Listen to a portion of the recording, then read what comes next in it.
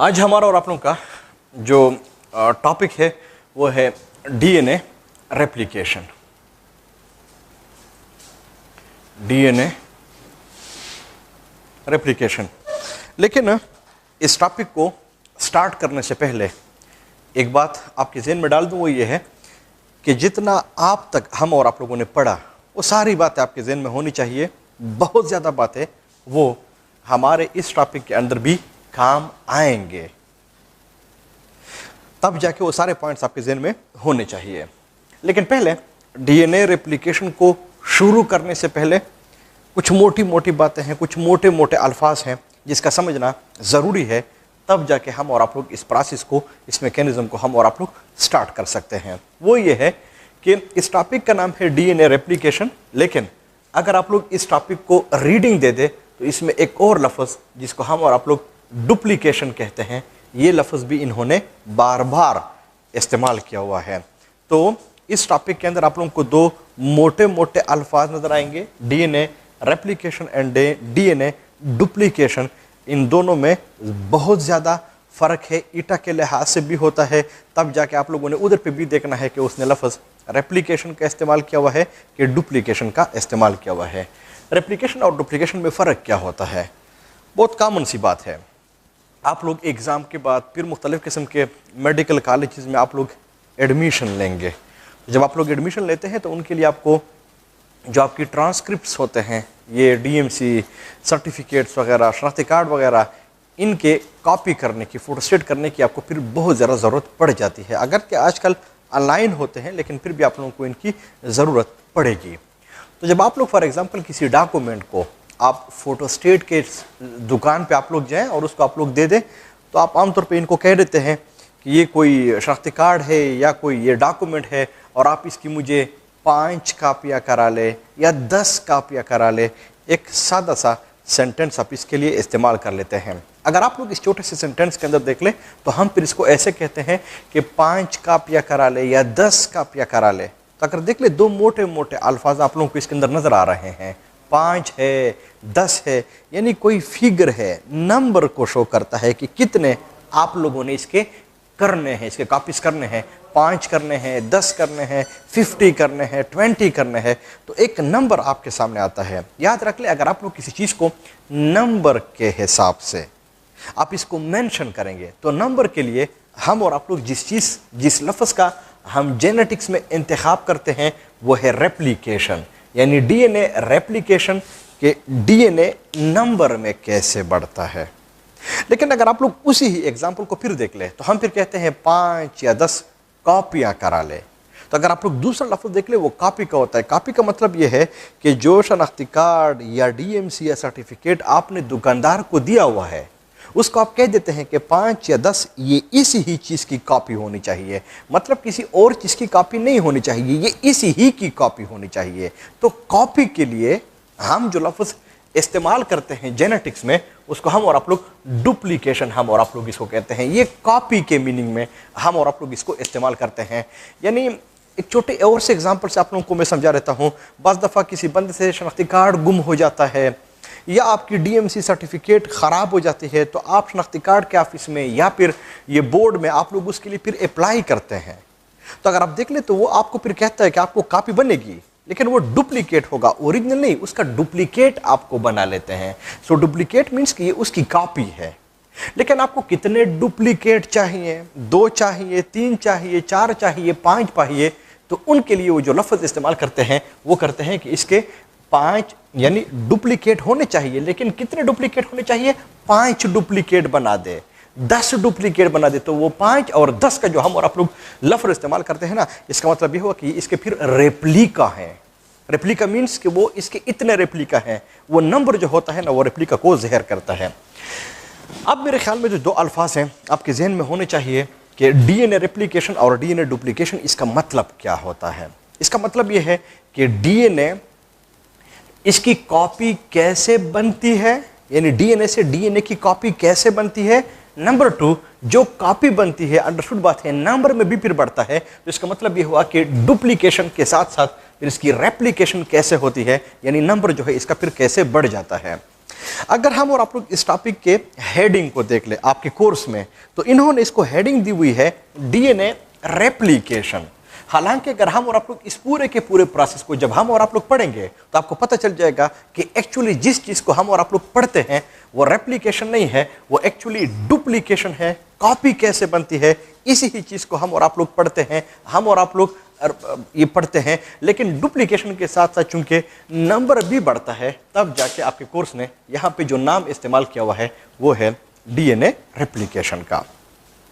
Next point वो ये है, ये कुछ मोटी मोटी बातें हैं जो आपके ज़हन में होनी चाहिए। वो ये है कि अगर हम और आप लोग जेनेटिक्स की बात ना करें, आम साइंस की बात कर ले, यानी आम बायोलॉजी की हम और आप लोग बात कर ले, तो वहां पे हम फिर क्या कहते हैं कि फॉर एग्जांपल अगर हमारे साथ ये कोई एक सेल है और इस सेल को हम और आप लोग नॉर्मली नाम देते हैं कि ये हमारे साथ पेरेंट सेल है, तो होता क्या है कि इसी ही पेरेंट सेल के अंदर कोई एक प्रोसेस हो जाता है जिसको हम और आप लोग सेल डिवीजन कहते हैं। जब ये हो जाए तो इनसे दो डॉटर सेल बन जाते हैं और उन सेल्स को हम फिर कहते हैं कि डॉटर सेल बन गए हैं।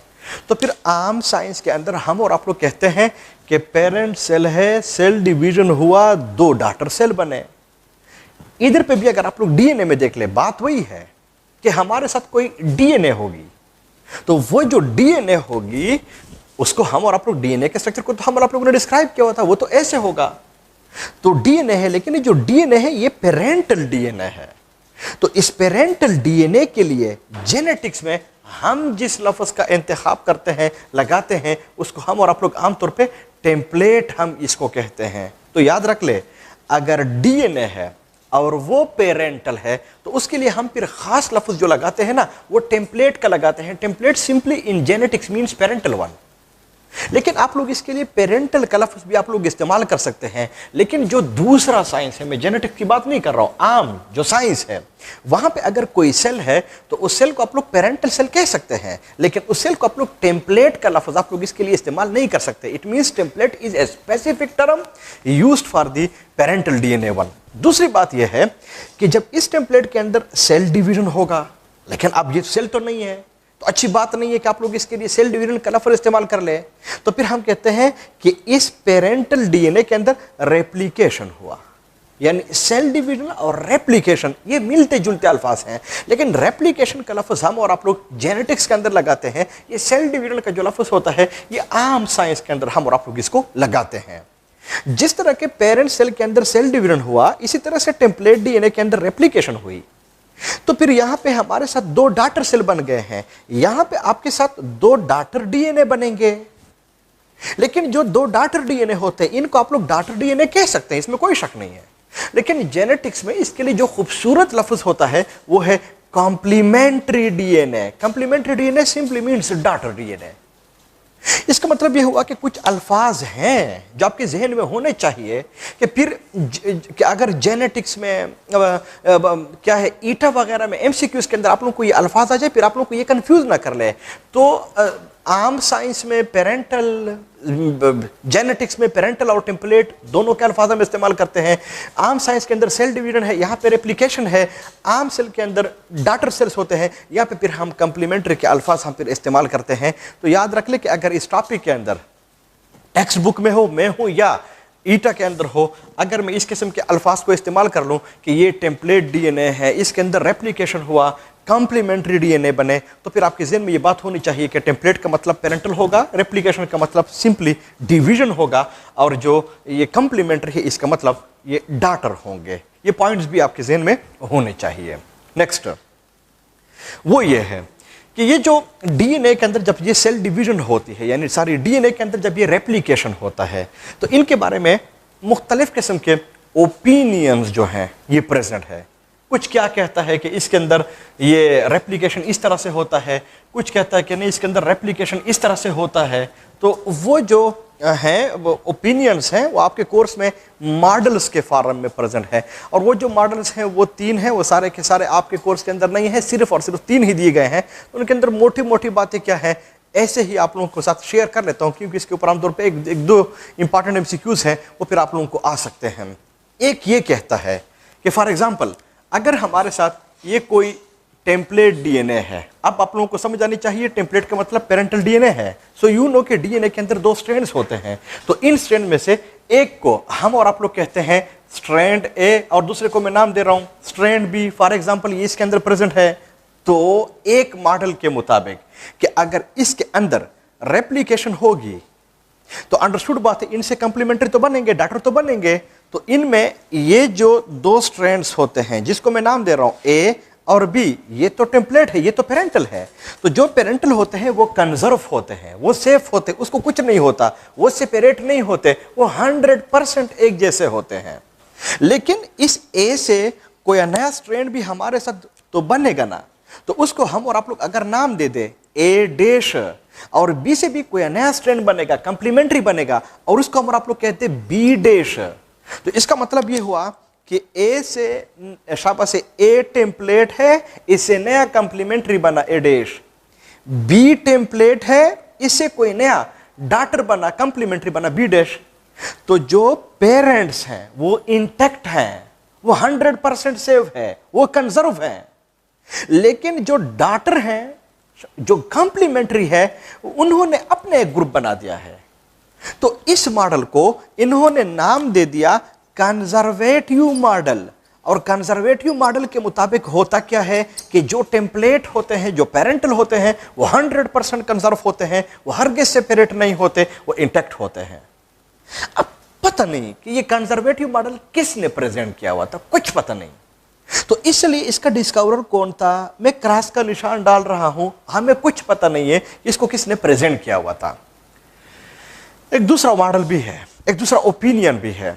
वो कहते हैं कि नहीं, जो डीएनए के अंदर रेप्लिकेशन होती है, डुप्लीकेशन होती है, वो इस तरह से नहीं होती। वो होता कैसे है कि फॉर एग्जांपल अगर हमारे साथ ये 2 स्ट्रैंड्स प्रेजेंट है, इनमें से मैं एक को नाम दे रहा हूं ए, दूसरे को मैं नाम दे रहा हूं बी।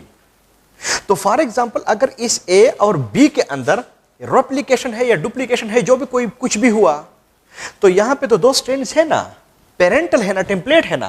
तो वो जो पेरेंटल होते हैं, टेम्पलेट होते हैं, ये आपस में एक दूसरे से सेपरेट हो जाते हैं।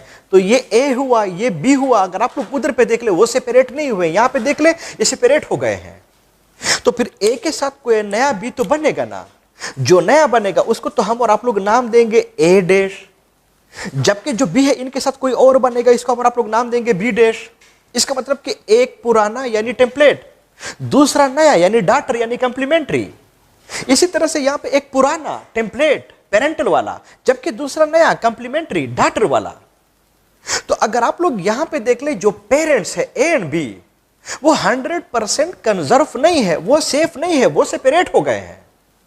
तो फिर इस मॉडल को हम और आप लोग कहते हैं कि ये कंजर्वेटिव नहीं है, ये सेमी कंजर्वेटिव है। सेमी का मतलब है कि हाफ कंजर्व है, यानी इसका मतलब ये हुआ कि जो पेरेंट्स है वो 50% कंजर्व है। यहां पे अगर आप लोग पेरेंट्स को देख ले, वो 100% कंजर्व है।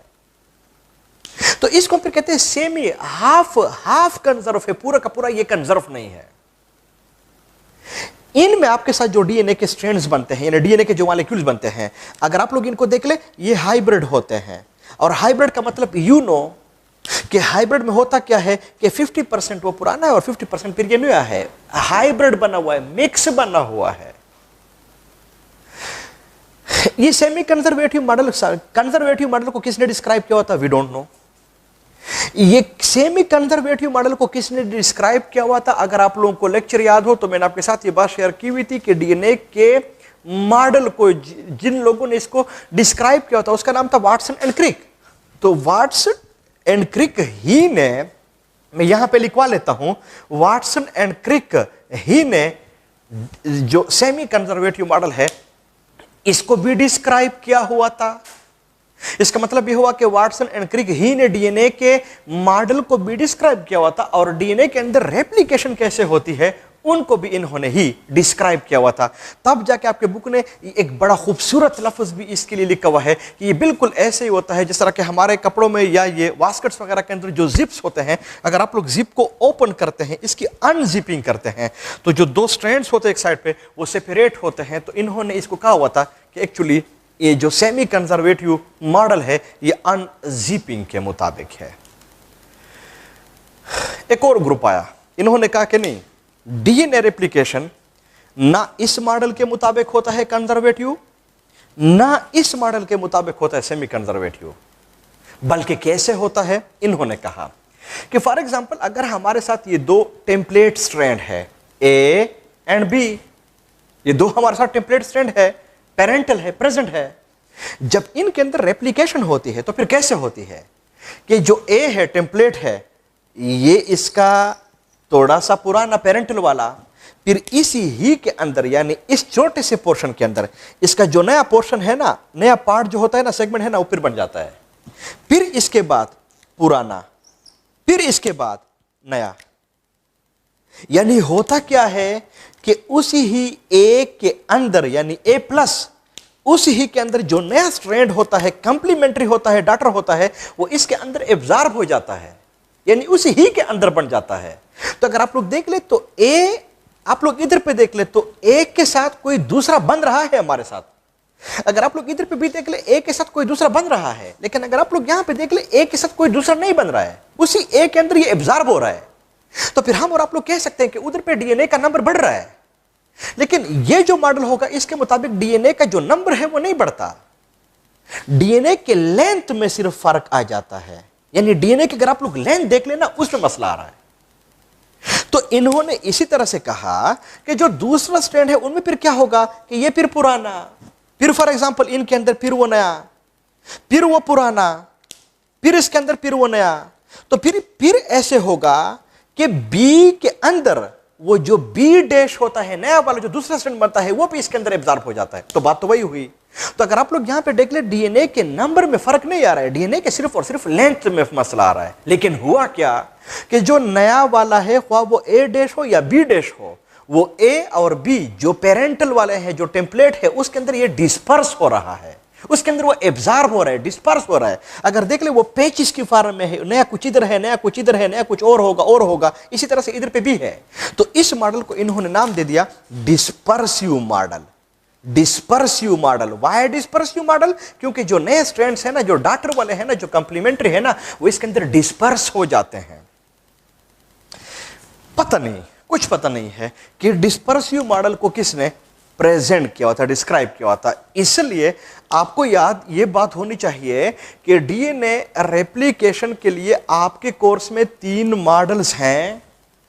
कंजर्वेटिव है, सेमी कंजर्वेटिव है, डिस्पर्सिव है। कंजर्वेटिव में होता क्या है, सेमी कंजर्वेटिव में होता क्या है, डिस्पर्सिव में होता क्या है, यू शुड नो। बहुत ही आसान बातें हैं। लेकिन ये जो सेमी कंजर्वेटिव मॉडल है, इसके डिस्कवरर कौन थे? वाटसन एंड क्रिक थे। लेकिन कंजर्वेटिव और जो डिस्पर्सिव था, इनके डिस्कवरर कौन थे? कुछ पता नहीं है। इसलिए जो पॉइंट्स मैंने आप लोगों को बता दिए हैं वो आपके ज़हन में होने चाहिए।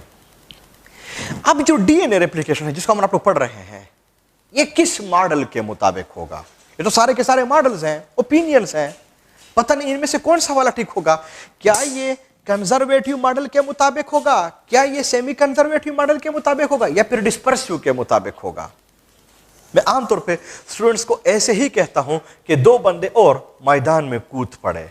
इनमें से एक का नाम था मेजिल्सन और दूसरे का नाम था स्टाल। बुक में छोटी सी इसके ऊपर हिस्ट्री दी गई है, पता होना चाहिए। तो मेजिल्सन और स्टाल सिर्फ और सिर्फ इस चीज के लिए आए हुए थे कि ये जो डीएनए के जो 3 मॉडल्स हैं, इनमें डीएनए रेप्लिकेशन किस मॉडल के मुताबिक होता है, कंजर्वेटिव या सेमी कंजर्वेटिव या डिस्पर्सिव। तो उन्होंने एक खास किस्म का एक्सपेरिमेंट जो है ये फिर परफॉर्म किया हुआ था। लेकिन इससे पहले वाले लेक्चर के अंदर भी मैंने आप लोगों के साथ ये बात शेयर की हुई थी, फिर भी बता लेता हूं कि आप लोग एनुअल वाले स्टूडेंट्स नहीं हैं, पेपर आप लोग नहीं देते, आप लोग ईटा वाले होते हैं। ईटा में कॉन्सेप्ट्स होते हैं और जो कॉन्सेप्ट्स में जो एक्सपेरिमेंट्स होते हैं इनको हम आमतौर पर रिपीट नहीं करते, बताते नहीं हैं, लेकिन इसके ऊपर किस तरह के क्वेश्चन आते हैं, एमसीक्यूज आते हैं, पहले ही लेक्चर के अंदर मैंने आप लोगों को ये साथ ये बातें शेयर की हुई थी। तो फिर आप लोगों को जैसे इसके ऊपर जो क्वेश्चन आते हैं उसको आप लोग खुद ही देख लेंगे कि N14, N15 फॉर एग्जाम्पल कहीं पूछा गया ये किस एक्सपेरिमेंट के अंदर क्या गया था। सो यू शुड नो कि मेजिल्सन और स्टाल ने इसको यूज़ किया हुआ था। N14 और N15 में से कौन सा वाला हेवी है, कौन सा वाला लाइट होता है, ये पता होना चाहिए। इनके अंदर इन्होंने किस एनिमल का इस्तेमाल किया हुआ था, बैक्टीरिया थे, वायरसेस थे, माइस था या कोई स्नेक वगैरह था। सो यू शुड नो कि वहाँ पे बैक्टीरिया वगैरह का इस्तेमाल हुआ है। तो इस तरह के पॉइंट जो होते हैं ये फिर इसके ऊपर आ जाते हैं। वो जो उसने 4 ट्यूब्स लिए हुए थे, तो इसमें एक जो सेडिमेंटेशन हुई थी वो बिल्कुल टॉप पे हुई थी, दूसरे पे बॉटम पे हुई थी, तीसरे पे वो सेंटर में हुआ था। चौथे में 2 लाइंस बने हुए थे, तो आखिर में जो चौथा वाला था उसने ही प्रूव किया हुआ था कि जो डीएनए रेप्लिकेशन है वो सेमी कंजर्वेटिव ही होता है। तो इस तरह के क्वेश्चन इसके ऊपर आते हैं, लेकिन चूंकि ये एक्सपेरिमेंट है, इसको आप लोग खुद ही देख लेंगे, उसके ऊपर हम और आप लोग बहुत ज़रा डिटेल में हम और आप लोग नहीं जा सकते, क्योंकि वो सेपरेट 1-2 लेक्चर हम और आप लोग इसको आमतौर पे क्लास के अंदर हम इसको कवर कर लेते हैं। तो एक्सपेरिमेंट इसको आप लोग खुद ही देख लेंगे, लेकिन ये बात आपके ज़हन में होनी चाहिए कि जो डीएनए रेप्लिकेशन है वो सेमी कंजर्वेटिव रेप्लिकेशन है, इसके मुताबिक होता है। इसको किसने प्रूव किया हुआ था, कहीं पूछा गया तो आप लोगों को पता होना चाहिए, मेजिल्सन और स्टाल थे। तो कहीं पूछा गया सेमी कंजर्वेटिव मॉडल को प्रेजेंट किसने किया हुआ था, तो फिर ये वाटसन एंड क्रिक थे। लेकिन इसको किसने प्रूव किया हुआ था कि सेमी कंजर्वेटिव रेप्लिकेशन होता है, तो ये फिर मेजिल्सन और स्टाल थे जिन्होंने इसको प्रूव किया हुआ था। इसका मतलब ये हुआ कि जो डीएनए रेप्लिकेशन है ना वो कंजर्वेटिव होता है ना वो डिस्पर्सिव होता है, बल्कि ये सेमी कंजर्वेटिव होता है। जो सेमी कंजर्वेटिव रेप्लिकेशन है, जब हम और आप लोग रेप्लिकेशन को पढ़ेंगे तो फिर आप लोगों को पता भी चल जाएगा कि एक हमारे साथ पुराना और एक नया स्ट्रैंड बन जाएगा, एक पुराना और एक नया स्ट्रैंड बन जाएगा। तो जो रेप्लिकेशन आपके कोर्स के अंदर है भी, तो इतना भी पता होना चाहिए कि वो सेमी कंजर्वेटिव रेप्लिकेशन होता है। बाज़ दफ़ा ईटा में एमसीक्यूज में आसान बात पूछी जाती है कि डीएनए रेप्लिकेशन कौन सा वाला होता है, कंजर्वेटिव है, सेमी कंजर्वेटिव है, डिस्पर्सिव है, ऑल ऑफ दिस है। तो फिर आपको भी पता होना चाहिए कि ये सेमी कंजर्वेटिव रेप्लिकेशन के मुताबिक होता है। लेकिन बार बार बता रहा हूं कि खुदा के बंदो, कहीं पूछा गया कि डीएनए रेप्लिकेशन जो कि सेमी कंजर्वेटिव वाला है, इसको किसने प्रेजेंट किया हुआ था इस मॉडल को, तो फिर ये वाटसन एंड क्रिक थे। लेकिन किसने इसको प्रूव किया हुआ था, तब जाके आपके ज़हन में ये बात भी होनी चाहिए कि वो मेजिल्सन और स्टाल थे। और मेजिल्सन और स्टाल के जो एक्सपेरिमेंट है बहुत ही आसान है, बड़ा ही मज़ेदार है, बड़ा इंटरेस्टिंग है। आप लोगों ने इसको पढ़ा होगा, कैसे इसके ऊपर एमसीक्यूज आते हैं, कुछ मैंने आप लोगों के साथ शेयर कर लिए हैं। तो वो फिर आप उसको फिर आप लोग लिखेंगे, इनमें भी कहीं आप लोग कंफ्यूज ना हो जाए।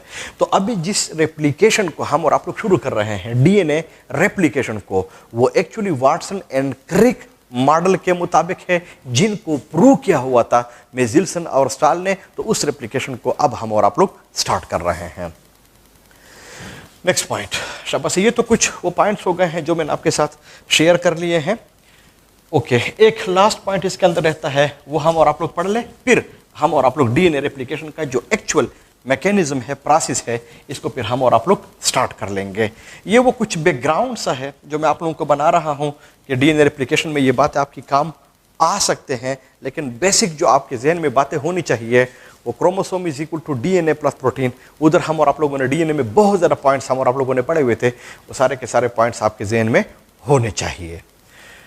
नेक्स्ट पॉइंट वो ये है कि ये बात आपके साथ मैंने पहले भी शेयर की हुई थी कि ह्यूमन बींग्स के एक सेल के एक न्यूक्लियस के अंदर 46 क्रोमोसोम्स होते हैं। क्रोमोसोम के बारे में हम और आप लोगों ने मोटी बात ये कही हुई थी कि ये 2 चीज़ों से बना हुआ है, डीएनए और प्रोटीन। लेकिन जब हम और आप लोगों ने डीएनए को पढ़ा तो फिर हम और आप लोगों ने ये बात भी पढ़ी कि डीएनए जिस चीज़ से बना हुआ है वो न्यूक्लियोटाइड से बना हुआ है।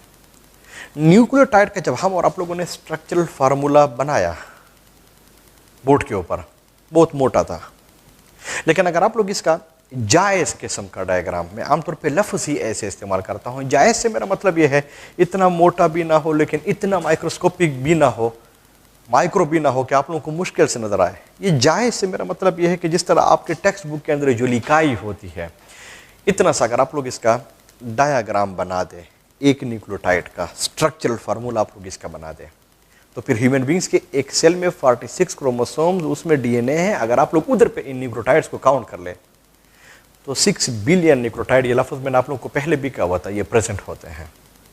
तो 6 बिलियन न्यूक्लियोटाइड्स को अगर आप लोग हर एक का स्ट्रक्चरल फार्मूला बनाते जाएं और आप लोग इसको पेज के ऊपर, पेजेस के ऊपर आप लोग इसको प्रिंट करते जाएं, बुक्स लिखते हैं कि अगर आप लोगों का एडमिशन हो गया एमबीबीएस में तो वहाँ पे जो मोटी किताब है वो फिजियोलॉजी की गाइटन की बुक है। इतनी मोटी किताब है गाइटन की। हमारे वक्तों में एक ही बुक हुआ करता था, अब इसमें वॉल्यूम 1 और वॉल्यूम 2, यानी इतना इसका साइज जो है ये फिर बढ़ गया है कि 2 वॉल्यूम अब इसके प्रेजेंट हैं। तो कहते हैं कि मैं उस पुराने एक किताब के बारे में बात कर रहा हूँ। 900, 900 इस तरह के बुक्स अगर आप लोग 6 बिलियन न्यूक्लियोटाइड्स के जो क्या है प्रिंट है, डायग्राम है, आप इसको पेजेस के ऊपर बनाना शुरू कर ले तो 900 गाइटन के बुक्स आप इससे बना सकते हैं। अंदाजा लगा दें। इसका मतलब यह हुआ कि 900 गाइटर के जो बुक्स हैं आप इन 6 बिलियन न्यूक्लियोटाइड से आप इनको बना सकते हैं। अगर आप लोग इन 900 बुक्स को किसी फोटोस्टेट के शॉप पे जाएं और आप इसको दे दें कि आप इनकी फोटोस्टेट की कॉपी मेरे लिए करा लें, मेरे ख्याल में महीनों का टाइम इसके ऊपर लगाएगा। लेकिन आप अंदाज़ा लगा दें कि एक सेल, वहाँ पे न्यूक्लियस, वहाँ पे ये 6 बिलियन न्यूक्लियोटाइड्स किसके बराबर है? 900, बार बार बता रहा हूँ, गाइटन के बुक्स के बराबर है। जो आपका सेल होता है उसकी जो मशीनरी होती है वो इसको कुछ मिनटों में, इन फ्यू मिनट्स, इनकी कॉपी करा लेता है। तो फिर तो हम और आप लोग कह सकते हैं ना कि ये जो रेप्लिकेशन का प्रोसेस होता है ये बहुत ही ज़्यादा फास्ट प्रोसेस है, यानी ये बहुत ही ज़्यादा स्पीडी प्रोसेस है, ये बहुत ही ज़्यादा तेज़ होता है। मिनटों में इनकी कॉपी करा लेता है, आवर्स में भी नहीं, मिनटों में इसकी कॉपी कर लेता है।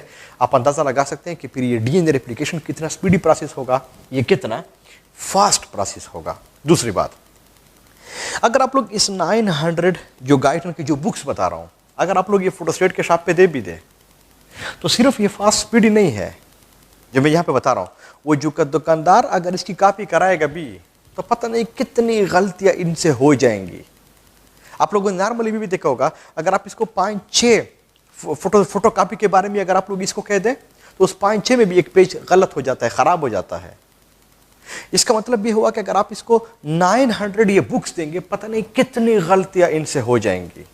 लेकिन अजीब बात यह है कि ये जो डीएनए रेप्लिकेशन होता है, जो कि सेल के एक न्यूक्लियस के अंदर होता है, जहां पे मशीनरी होती है जो कि इनको बनाते हैं, गलती की गुंजाइश नहीं है, गलती नहीं होती इससे। तो गलती नहीं होती तो फिर हम और आप लोग कह सकते हैं कि जो डीएनए रेप्लिकेशन है ये तो बहुत ही ज़्यादा प्रिसाइज है, यानी ये बहुत ही ज़्यादा एक्यूरेट होता है, इसमें किसी किस्म की गलती की गुंजाइश नहीं है। प्रिसाइज होता है, एक्यूरेट होता है, इसलिए बार दफ़ा ईटा में एमसीक्यूज़ के अंदर ये बात पूछी जाती है कि इनमें से कौन सा मैकेनिज्म है, इसमें से कौन सा प्रोसेस है जो कि बहुत ही ज़्यादा फास्ट या स्पीडी जैसे अल्फाज होंगे और प्रिसाइज या एक्यूरेट जैसे अल्फाज होंगे। ये इनके प्रॉपर्टीज़ हैं, ये इनकी खूबियां हैं जो कि इनके अंदर प्रेजेंट होते हैं। तो फिर ये कोई और नहीं होगा, ये डीएनए रेप्लिकेशन या डुप्लीकेशन होगा। हो सकता है वहाँ पे डाइजेस्टिव सिस्टम हो, ये वाला हो, रेस्पिरेटरी हो, कोई और हो। तो फिर आपको पता होना चाहिए कि ये 2 अल्फाज कोर्स में लिखे हुए हैं, ये किसके प्रॉपर्टीज़ हैं, ये सिर्फ और सिर्फ इनके होते हैं। So in shortcut I can say DNA replication is quite fast and quite accurate। ये 2 अल्फाज अगर आप लोगों को याद है तो इसका मतलब ये हुआ कि ये सिर्फ और सिर्फ ये DNA रेप्लिकेशन ही के प्रॉपर्टीज़ हैं, ये किसी और सिस्टम या किसी और चीज़ के ये प्रॉपर्टीज़ ये नहीं हो सकते। लेकिन अगर मैं इस बात को थोड़ा सा बढ़ा दूँ तो फिर हम और आप लोग इसको ऐसे कह सकते हैं कि ये फास्ट या स्पीडी इतना है। मैं इसी बात को थोड़ा फिर से एलांगेट कर लेता हूँ। ये फास्ट या स्पीडी इतना होता है कि अगर डीएनए हमारे साथ बनेगा तो वो तो अंडरस्टूड बात है, न्यूक्लियोटाइड से बनेगा। तो जिस तरह हमारे साथ दीवार बनती है तो वो किस चीज से बना हुआ है, वो भी एक्चुअली ईंट से बना हुआ है। इसका मतलब कि जो ईंट है वो बिल्डिंग ब्लॉक्स है। इसी तरह से जो न्यूक्लियोटाइड्स है ना, ये भी बिल्डिंग ब्लॉक्स है, यानी इसी ही से ये डीएनए बनी हुई है, इसके बिल्डिंग ब्लॉक्स है। तो ये अगर एक कारीगर हो और ये इन ईंटों को, बिल्डिंग ब्लॉक्स को अगर आप लोग देख लीजिए, जब ईंटों को लगाते हैं, जब एक ईंट भी लगाते हैं कितना टाइम ये इसके ऊपर लगा लेता है। लेकिन अगर आपके साथ एक कारीगर हो और वो 50 ईंटों को पर सेकंड के हिसाब से लगाए, यानी 50 ईंट पर सेकंड है इसके हिसाब से, तो हम फिर कहेंगे कि ये कारीगर तो बहुत ही तेज है। तो याद रख ले कि सेल के न्यूक्लियस के अंदर जब डीएनए की रेप्लिकेशन होती है, यानी कॉपी बनती है, तो इसकी स्पीड इतनी तेज होती है कि ये 50 न्यूक्लियोटाइड्स को पर सेकंड लगाता है। और इस तेज होने की वजह से ये जो हमारा रेप्लिकेशन होता है ये मिनटों में फिर पूरा भी हो जाता है। नंबर 2, दूसरी बात यह है कि आप अंदाजा लगा दे कि ये कारीगर है, वो 50 ईंटों को एक पर सेकंड पे इस पे लगाता है और इसमें किसी किस्म की गलती की गुंजाइश भी ना हो। ये बिल्कुल इम्पॉसिबल बात है, ऐसा नहीं हो सकता, लेकिन एग्जाम्पल दे रहा हूं। लेकिन अगर गलती की गुंजाइश हो भी तो वो इतना कम हो, नेग्लिजिबल हो, तब जाके तो फिर हम और आप लोग कह सकते हैं कि ये जो कारीगर है ये बहुत तेज भी है और ये गलती भी नहीं करता। इसी तरह से याद रख ले कि जो फास्ट तो है लेकिन ये इतना प्रिसाइज या एक्यूरेट होता है कि जब ये 50 न्यूक्लियोटाइड्स पर सेकंड को लगाते हैं, इसमें गलती की गुंजाइश होती नहीं है। लेकिन अगर है भी तो मैक्सिमम कितना होता है, बुक्स लिखते हैं कि जब ये 1 बिलियन न्यूक्लियोटाइड्स लगाता है, इसमें एक गलती कर सकता है, यानी एक न्यूक्लियोटाइड गलत लगा सकता है। इसका मतलब कि 1 पर 1 बिलियन न्यूक्लियोटाइड इसकी रेशो है। तो अगर मैं पूछूं कि ह्यूमन बींग्स के एक सेल के अंदर टोटल न्यूक्लियोटाइड्स हैं कितने, 6 बिलियन, तो अगर 1 बिलियन में एक गलती हो सकती है, मैक्सिमम बता रहा हूं, ज्यादा से ज्यादा ये है, नॉर्मल नहीं है, ज्यादा से ज्यादा, मतलब कि जो गलती की जो गुंजाइश है वो है नहीं। लेकिन अगर ज्यादा है भी तो 1 बिलियन जब न्यूक्लियोटाइड को लगाता है तो इनमें एक गलती कर सकता है, तो इसका मतलब कि 6 बिलियन न्यूक्लियोटाइड है, इसका मतलब कि मैक्सिमम ज्यादा से ज्यादा 6 गलतियां ये कर सकता है, जो कि नहीं होने चाहिए, नहीं करता। लेकिन अगर करेगा भी तो ये इतनी गलतियां कर सकता है। पर आपके साथ मैं सिर्फ आप लोगों को इशारा दे दूं कि अगर उसने एक गलती भी की, यानी एक न्यूक्लियोटाइड को भी उसने गलत लगा दिया, सो म्यूटेशन आप लोगों ने पढ़े हुए हैं, सिर्फ इशारा दे रहा हूं, उधर पे पॉइंट म्यूटेशन आप लोगों ने पढ़े होंगे, डिलीशन, इंसर्शन, बेस सब्स्टिट्यूशन, इस जैसे अल्फाज आप लोगों ने पढ़े होंगे। पॉइंट म्यूटेशन, एक पॉइंट के ऊपर मसला आ जाता है। तो अगर आप लोग उस पॉइंट में देख ले तो अगर एक पॉइंट पे भी गलती आ गई तो फिर ये किस किस्म के डिजीज को काज कर सकते हैं, सिकल सेल एनीमिया, फेनाइल केटोनूरिया। तो अगर आप लोग इन डिजीजेस को देख ले, ये कितनी बड़ी बड़ी बीमारियां हैं, कितनी बड़ी बड़ी डिजीजेस हैं। लेकिन ये जो डिजीजेस होते हैं, जो बीमारियां होते हैं, जो डिजीजेस होते हैं, अगर आप लोग इनको देख लिए बहुत बड़ी बड़ी है, लेकिन ये किसकी वजह से, ये किसके एग्जांपल्स हैं, ये पॉइंट म्यूटेशंस के एग्जांपल्स हैं। तो आप लोगों को अंदाजा हो सकता है कि अगर एक गलती भी उसने कर ली तो फिर ये किस किस्म के मसले जो हैं फिर ये क्रिएट कर सकते हैं। तो दो अल्फाज, फास्ट और precise, these are the properties of DNA replication and duplication. को याद रख ले, फास्ट कितना, 50 न्यूक्लियोटाइड्स पर सेकंड, एक्यूरेट कितना, 1 पर 1 बिलियन गलती कर सकते हैं। लेकिन अगर उसने एक गलती भी कर ली तो फिर किस किस्म के मसले जो हैं ये फिर क्रिएट हो सकते हैं। सिर्फ मैंने आप लोगों को इशारा दे दिया है।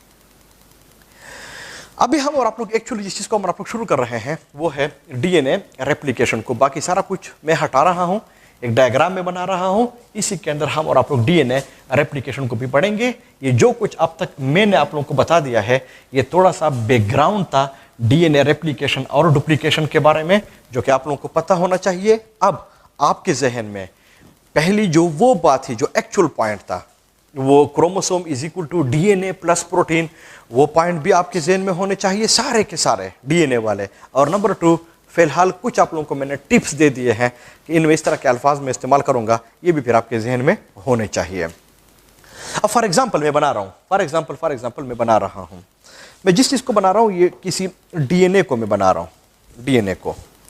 और डीएनए के अंदर फॉर एग्जाम्पल हमारे साथ 2 स्ट्रैंड्स होते हैं, तो उन 2 स्ट्रैंड्स को मैं बना रहा हूँ। तो एक स्ट्रैंड को मैं यहाँ पे शुरू कर रहा हूँ ऐसे, ताकि आप लोगों को समझ आ जाए। और ये बेसिक डायग्राम है, इसी ही चीज़ की पूरे के पूरे प्रोसेस को हम और आप लोग इसको ऐसे ही पढ़ेंगे, ऐसे ही आप लोगों को समझ भी आनी चाहिए। ये हमारे साथ कोई एक स्ट्रैंड है, इसी ही के साथ यहाँ पे मैं किसी दूसरे स्ट्रैंड को भी बना रहा हूँ। ये ऐसे होता है। अगर फॉर एग्जांपल हमारे साथ ये कोई एंड प्रेजेंट है 3 वाला, ये हमारे साथ 3 एंड प्रेजेंट है, तो अंडरस्टूड बात है ये फिर 5 एंड होगा। ये पॉइंट्स हम और आप लोगों ने नोट किए हुए थे। तो फिर जो हमारा ये वाला एंड हो जाएगा ये फिर 5 एंड हो जाएगा, और जो ये वाला हो जाएगा ये फिर 3 एंड हो जाएगा। तो ये तो डीएनए का वो डबल स्ट्रैंड है जो मैंने आपके साथ शेयर कर लिया है। इसी तरह से होता है, ये भी मैंने आप लोगों को बताया हुआ था कि ये हेलिकल होता है, लेकिन मैंने डीएनए का जो डायग्राम है वो थोड़ा मोटा बना दिया ताकि आप लोगों को समझ आ जाए। नेक्स्ट पॉइंट वो ये है कि अगर आप लोग ये, चूंकि आप लोगों को मैंने जो एग्जाम्पल दिया हुआ था, यही कारीगर वाला एग्जाम्पल मैंने आप लोगों को दिया हुआ था। अगर फॉर एग्जाम्पल आप लोग देख ले, हमारे साथ यहाँ से लेके उस एंड तक एक दीवार प्रेजेंट है। तो अगर आप लोग इन कारीगर लोगों को देख ले, जब ये दीवार में वो रदा शुरू करता है, रदा, मेरे ख्याल में आप लोग भी इसको रदा ही कहते हैं। तो वहां पे पहले एक ईंट रखता है, उस ईंट को ऐसे भी स्ट्रेट रख लेता है, नीचे भी देख लेता है कि ठीक है कि नहीं है, पीछे भी देख लेता है, सारा कुछ वो कर लेता है। तो जब वो एक ईंट पहले रख लेता है, फिर उसके बाद वो बाकी ईंट वो लगा लेता है। तो वो जो पहला ईंट लगाता है उसको हम कहते हैं ऑरिजिन ऑफ रदा। ऑरिजिन ऑफ रदे से मेरा मतलब यह है कि ये वो ऑरिजिन है, वो ये ईंट है जहां से वो बाकी रदे के ईंटों को लगाएगा। मेरी बात आपके ज़हन में होनी चाहिए। इसी तरह से अगर हमारे साथ ये कोई डीएनए का मॉलिक्यूल है, डबल स्ट्रैंड है, तो अगर हम और आप लोगों ने किसी जगह पे हम और आप लोगों ने रेप्लिकेशन को शुरू करना है, कॉपी को शुरू करना है, तो कोई जगह तो होनी चाहिए ना जहां से हम और आप लोग डीएनए के रेप्लिकेशन को शुरू कर ले। उस जगह को जेनेटिक्स की लैंग्वेज में, रेप्लिकेशन की लैंग्वेज में हम इसको कहते हैं ऑरिजिन ऑफ रेप्लिकेशन। तब जाके मैं यहां पे फॉर एग्जांपल आप लोगों को शो कर रहा हूं कि ये जो जगह है ये वो हमारी जगह है जिसको मैं कह रहा हूं ऑरिजिन ऑफ रेप्लिकेशन। और ये जो ऑरिजिन ऑफ रेप्लिकेशन है, इसको अपने बुक ने एक और लफ्ज भी लिखा हुआ है, रेप्लिकेशन साइट। तो ऑरिजिन ऑफ रेप्लिकेशन का मतलब क्या होता है? इसका मतलब ये होता है कि ये वो जगह है जहां से वो रेप्लिकेशन शुरू होगी। ये बात आपके ज़हन में होनी चाहिए, ये होनी चाहिए डीएनए के अंदर। लेकिन ये भी याद रख ले कि ह्यूमन बींग्स में और जो एनिमल्स होते हैं वहां पे तो दो किस्म के एनिमल प्रेजेंट है। एक को तो हम और आप लोग प्रोकैरियोट्स कहते हैं, जबकि दूसरे को हम और आप लोग यूकैरियोट्स कहते हैं।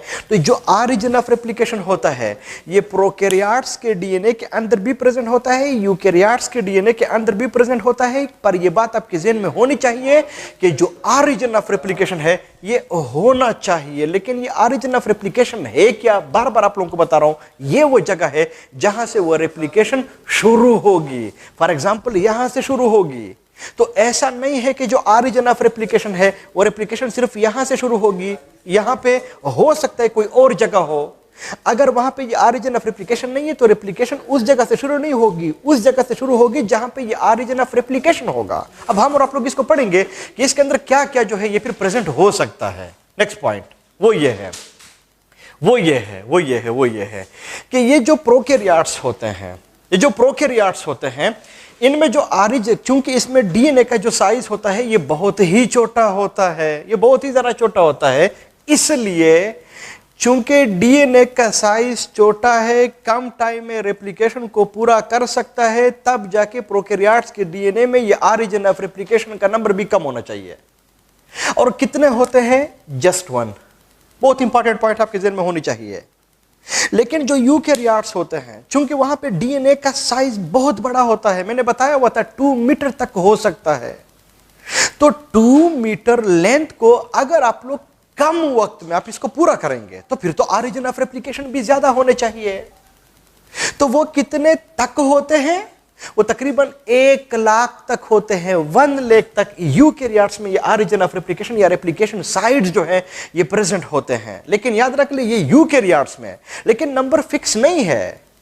1 लाख तक हो सकते हैं, हो सकता है 10,000 हो सकता है 30,000 हो सकता है 70,000 हो सकता है 99,000 हो। 1 लाख तक हो सकते हैं, नंबर फिक्स नहीं है, तक हो सकते हैं।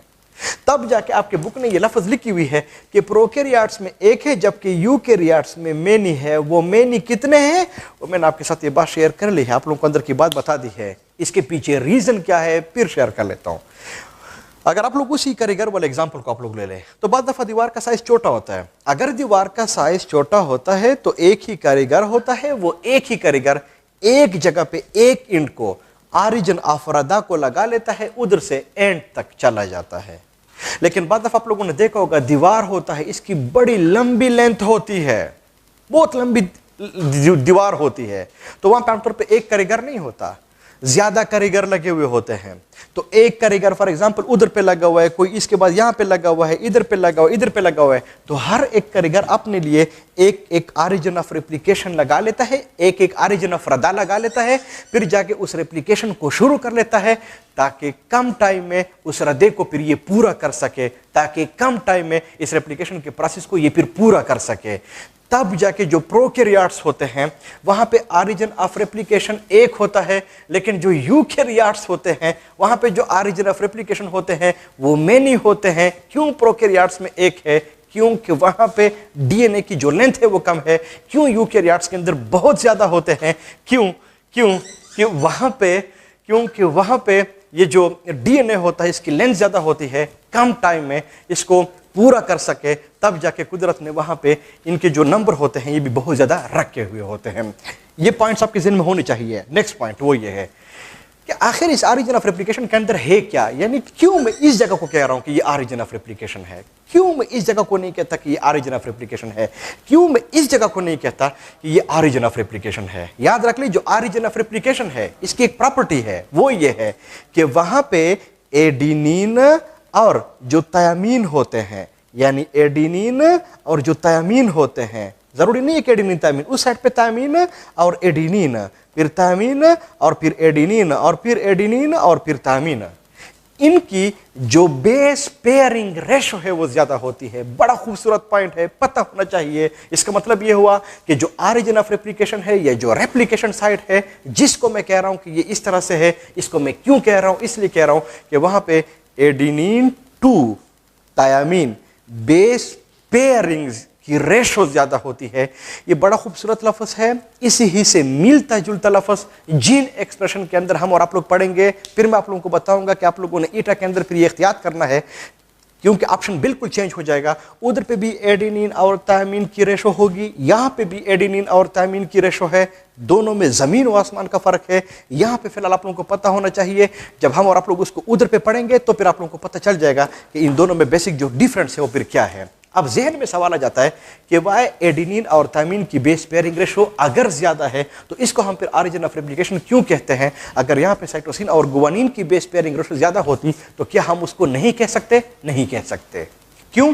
रीजन बता लेता हूं कि अगर आप लोग एडेनिन और थायमीन के बीच में देख ले तो ये बात हम और आप लोगों ने पढ़ी हुई थी, हाइड्रोजन बॉन्ड्स हैं लेकिन दो है। एडेनिन और थायमीन के बीच में हाइड्रोजन बॉन्ड्स है, दो हैं, यहाँ पे भी दो है, यहाँ पे भी दो है, यहाँ पे भी दो प्रेजेंट है।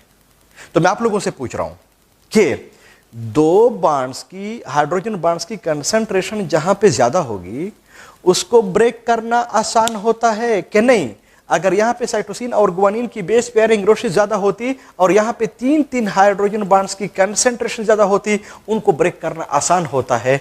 मेरे लिहाज से सिंपल आंसर यह है कि दो बॉन्ड्स को ब्रेक करना बहुत ही आसान है as compare to the 3 bonds, कि आप लोग इसको ब्रेक कर ले।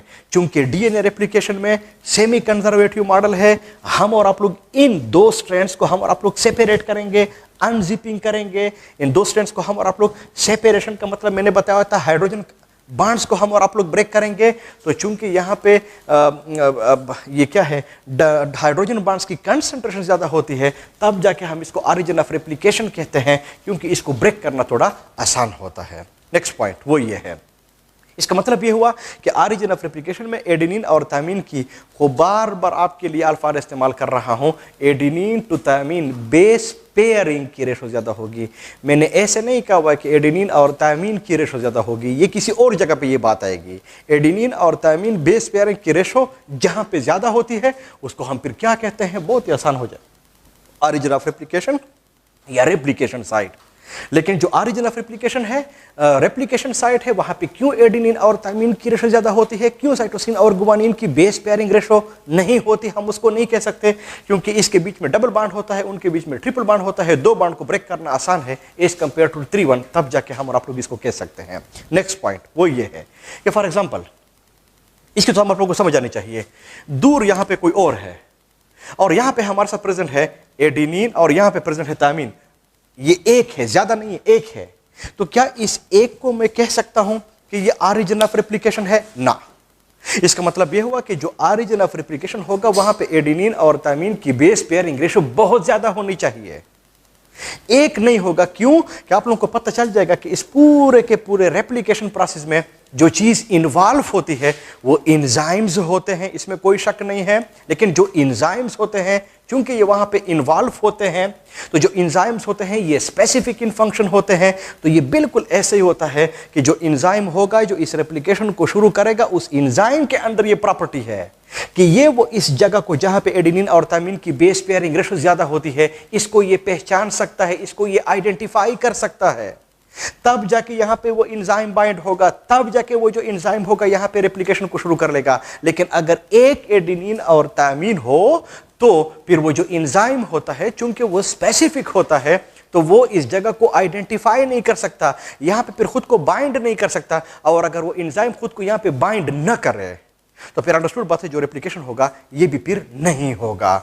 इसका मतलब ये हुआ कि दो बातें हम और आप लोगों ने फिलहाल सीख ली है। नंबर 1, जो ऑरिजिन ऑफ रेप्लिकेशन है, रेप्लिकेशन साइट है, वहां पे एडेनिन और थायमिन ही की बेस पेयरिंग रेशो ज्यादा होगी। क्यों? रीजन मैंने आप लोगों को बता दी है।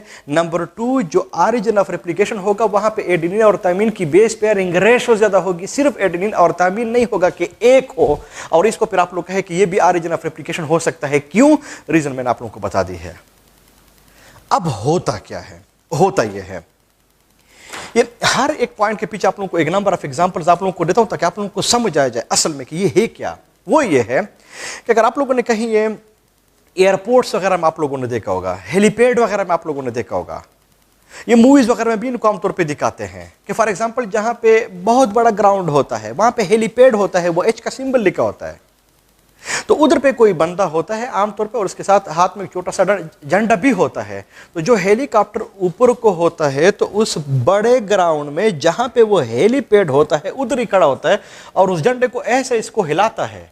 तो वो जो पायलट होता है वो एग्जैक्टली उसी ही जगह के ऊपर लैंड कर लेता है और वहां पे फिर ये बैठ जाता है। ये बिल्कुल ऐसे ही होता है। अगर आप लोग इस डीएनए को देख ले, बहुत बड़ा ग्राउंड है, लेकिन अगर आप लोग इस ऑरिजिन ऑफ रेप्लिकेशन को देख ले, ये वो हेलीपैड है, यहां पे ये वो जगह है। वो कौन सी जगह है? यहां पे वो जो हेलीकॉप्टर होगा, यहां पे वो जो एंजाइम होगा वो आएगा और खुद को बाइंड करेगा। इसका मतलब कि जो एंजाइम है उसके अंदर स्पेसिफिसिटी है कि ये इस किस्म के सीक्वेंसेस को पहचान सकता है। तब जाके वो जो एंजाइम है वो सिर्फ और सिर्फ इसी ही के ऊपर बाइंड होगा, किसी और जगह के ऊपर ये बाइंड नहीं होगा। क्योंकि एंजाइम स्पेसिफिक इन फंक्शन है, उसको पता होता है कि यहां पे ये एडेनिन और थायमिन की जो बेस पेयरिंग रेशो है ना, ये फिर ज्यादा है। अब उस एंजाइम का नाम क्या है? बहुत ही आसान है, उसको हम फिर कहते हैं, मैं यहां पे ग्रीन मार्कर से इसको ऐसे शो कर रहा हूं ताकि आप लोगों को पता चल जाए। और एंजाइम को हम फिर कहते हैं टोपो आइसोमेरेज, या फिर आपके बुक ने इसके लिए एक और नाम भी लिखा हुआ है गायरेज। आप लोग इनमें गलती ना कर ले, इसको हम कहते हैं टोपो आइसोमेरेज, इसको हम कहते हैं गायरेज एंजाइम भी इसका दूसरा नाम है। तो कहीं पूछा गया कि जो ऑरिजिन ऑफ रेप्लिकेशन होता है या जो रेप्लिकेशन साइट होता है, शाबाश है, इनमें जो एंजाइम की जो स्पेसिफिसिटी है जो यहाँ पे बाइंड होता है उसका नाम क्या है? मुख्तलिफ ऑप्शन आप लोगों को दिए जाएंगे। तो उसका नाम है टोपो आइसोमेरेज, उसका नाम है गायरेज, पता होना चाहिए। या इन अदर वर्ड्स, जो डीएनए रेप्लिकेशन होता है इनमें सबसे पहला कौन सा एंजाइम है जो पार्टिसिपेट करता है, पता होना चाहिए। वो टोपो आइसोमेरेज से गायरेज है। और अगर आप लोग मेरे इस डिस्कशन को भी देख ले, जो रेप्लिकेशन है इस पूरे के पूरे प्रोसेस को एंजाइम ही ने कंट्रोल किया हुआ है, लेकिन जो सबसे पहला एंजाइम होता है जो रेप्लिकेशन में पार्टिसिपेट करता है वो टोपो आइसोमेरेज है या गायरेज होता है। अब इस टोपो आइसोमेरेज या गायरेज के फंक्शन क्या है? ओके, इसका फंक्शन क्या है? अगर आप लोगों को याद हो तो हम और आप लोगों ने ये बात पढ़ी हुई थी कि जो हमारे साथ फॉर एग्जांपल डीएनए है वो तो इस किस्म का कोई डबल स्ट्रैंड है, और मैंने आपके साथ ये बात शेयर की हुई थी कि वो तो ऐसे हेलिकल होता है, ऐसे हेलिक्स होता है, इस फॉर्म में हमारे साथ ये प्रेजेंट होता है। तो अगर मैं इसको कहूं कि ये ऑरिजिन ऑफ रेप्लिकेशन है ये वाली जगह, तो इस जगह के ऊपर फॉर एग्जांपल वो एंजाइम ऐसे आया, कौन सा वाला? टोपो आइसोमेरेज या गायरेज वाला। वो यहां पे इसको खुद ने बाइंड किया ऐसे, तो बाकी तो वो डीएनए है, इस तरह से डीएनए प्रेजेंट है। तो फिर ये एंजाइम करता क्या है? शाबाश है कि वो इस एंजाइम इसके अंदर ऐसे जाता है, ऐसे जाता है। और अगर आप लोग इस डीएनए को देख ले तो वो हेलिकल से अनहेलिकल हो रहा है। इसका मतलब ये हुआ कि जो टोपो आइसोमेरेज है, गायरेज है, इसका मेन फंक्शन ये है कि ये डीएनए से वो तो हेलिकल था ना, हेलिकल को अनहेलिकल बनाता है। बड़ा ही खूबसूरत लफ्ज है, पूछा जा सकता है कि डीएनए रेप्लिकेशन में हेलिक्स को अनहेलिक्स फॉर्म में कौन कन्वर्ट करता है, फिर आप लोगों को पता होना चाहिए ये कोई और नहीं है, ये टोपोआइसोमेरेस है, ये गायरेस है। लेकिन नंबर 2, अगर हम और आप लोग देख ले ये हेलिकल है, हेलिकल से इसको अनहेलिकल बनाता है, तो अगर ये अनहेलिकल हो जाए और मैं इसको बोर्ड के ऊपर इसको शो कर लूं, अगर मैं इसको बोर्ड के ऊपर शो कर लूं, मैं फॉर एग्जांपल इसको स्ट्रेट कर लूं, तो फिर तो ये इसको मैं आपके सामने ऐसे इसको शो कर सकता हूं कि ये डीएनए तो ऐसे स्ट्रेट हो गई है, ये ऐसे हमारे साथ जो डीएनए है वो तो हमारे साथ ऐसे स्ट्रेट हो गई है, डीएनए तो हमारे साथ ऐसे स्ट्रेट हो गई है। तो फिर तो मैं ऐसे भी कह सकता हूं ना कि टोपोआइसोमेरेज या गायरेस का मेन फंक्शन ये है कि हेलिकल को अनहेलिकल फॉर्म में, लेकिन कुछ बुक्स होते हैं जिनमें आपकी किताब भी होती है, वो लिखते हैं कि ये डीएनए को स्ट्रेट कर लेता है। पॉइंट्स की समझ आनी चाहिए, ये स्ट्रेट कर लेता है, इसको बिल्कुल ऐसे सीधा कर लेता है। लेकिन प्लीज ये बात भी आपके ज़हन में होनी चाहिए कि बीच में हाइड्रोजन बॉन्ड्स तो प्रेजेंट है ना, तो वो हाइड्रोजन बॉन्ड जो है ना वो इसके बीच में प्रेजेंट होते हैं, यानी ये हाइड्रोजन बॉन्ड्स को ब्रेक नहीं कर सकता। हाइड्रोजन बॉन्ड्स इंटैक्ट होंगे, हाइड्रोजन बॉन्ड्स प्रेजेंट होंगे। तो अगर आप लोग इस डीएनए की लुक को देख ले तो ये बिल्कुल ऐसे होता है जिस तरह के लैडर जो सीढ़ी होती है।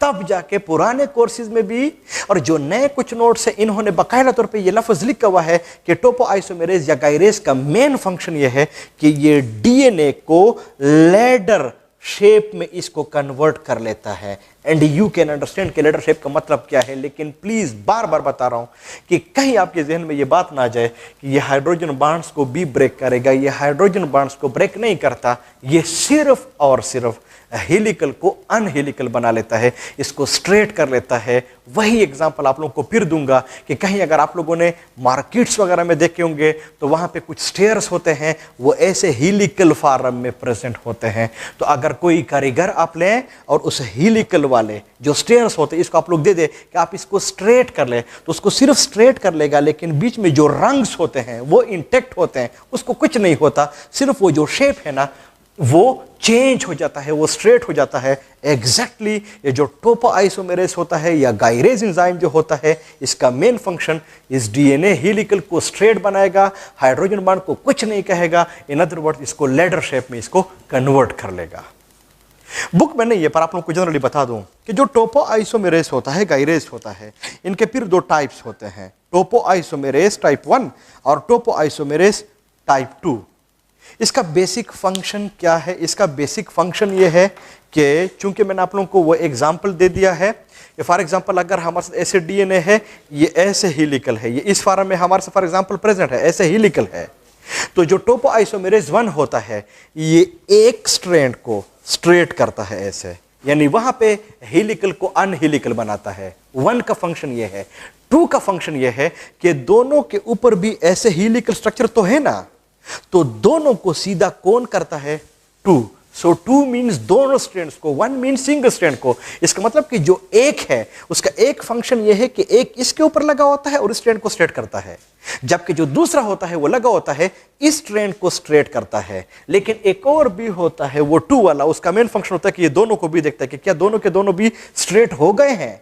लेकिन फिर भी बता रहता हूं कि बीच में जो हाइड्रोजन बॉन्ड है वो प्रेजेंट है, तो अगर बीच में हाइड्रोजन बॉन्ड प्रेजेंट है और अगर आप लोग इसको इमेजिन कर ले, इसका जो शेप बनता है वो लेडर लाइक बन जाता है। तो ये पॉइंट्स आपके ज़हन में प्लीज होने चाहिए। कहीं पूछा गया कि टोपोआइसोमेरेज या गायरेस इनके फंक्शंस क्या हैं, बड़े ही आसान है। मैंने बता दिया है कि हेलिकल को अनहेलिकल बनाता है, इन अदर वर्ड्स स्ट्रेट बनाता है, इन अदर वर्ड्स इसको लेडर शेप में कन्वर्ट कर लेता है। नेक्स्ट पॉइंट जो मैंने आप लोगों को बताया हुआ था वो ये था कि ये पहला एंजाइम है जो कि रेप्लिकेशन में पार्टिसिपेट करता है। In other words origin of replication को कौन कौन सा एंजाइम पहचान लेता है, तो फिर ये टोपोआइसोमेरेस होगा, ये गायरेस होगा। इन चीजों की आप लोगों को समझ आनी चाहिए। अब जब ये स्ट्रेट हो जाए तो ये जो स्ट्रेटनेस है डीएनए की, it is the specificity of another enzyme, यानी अदरवाइज नहीं होगा। जब डीएनए स्ट्रेट हो जाए, जब डीएनए लेडर लाइक हो जाए, जब जो डीएनए है वो अनहेलिकल हो जाए, तो फिर एक एंजाइम है, उसकी ये प्रॉपर्टी है कि फिर ये बाइंड होता है, and that enzyme is simply called as the helicase enzyme.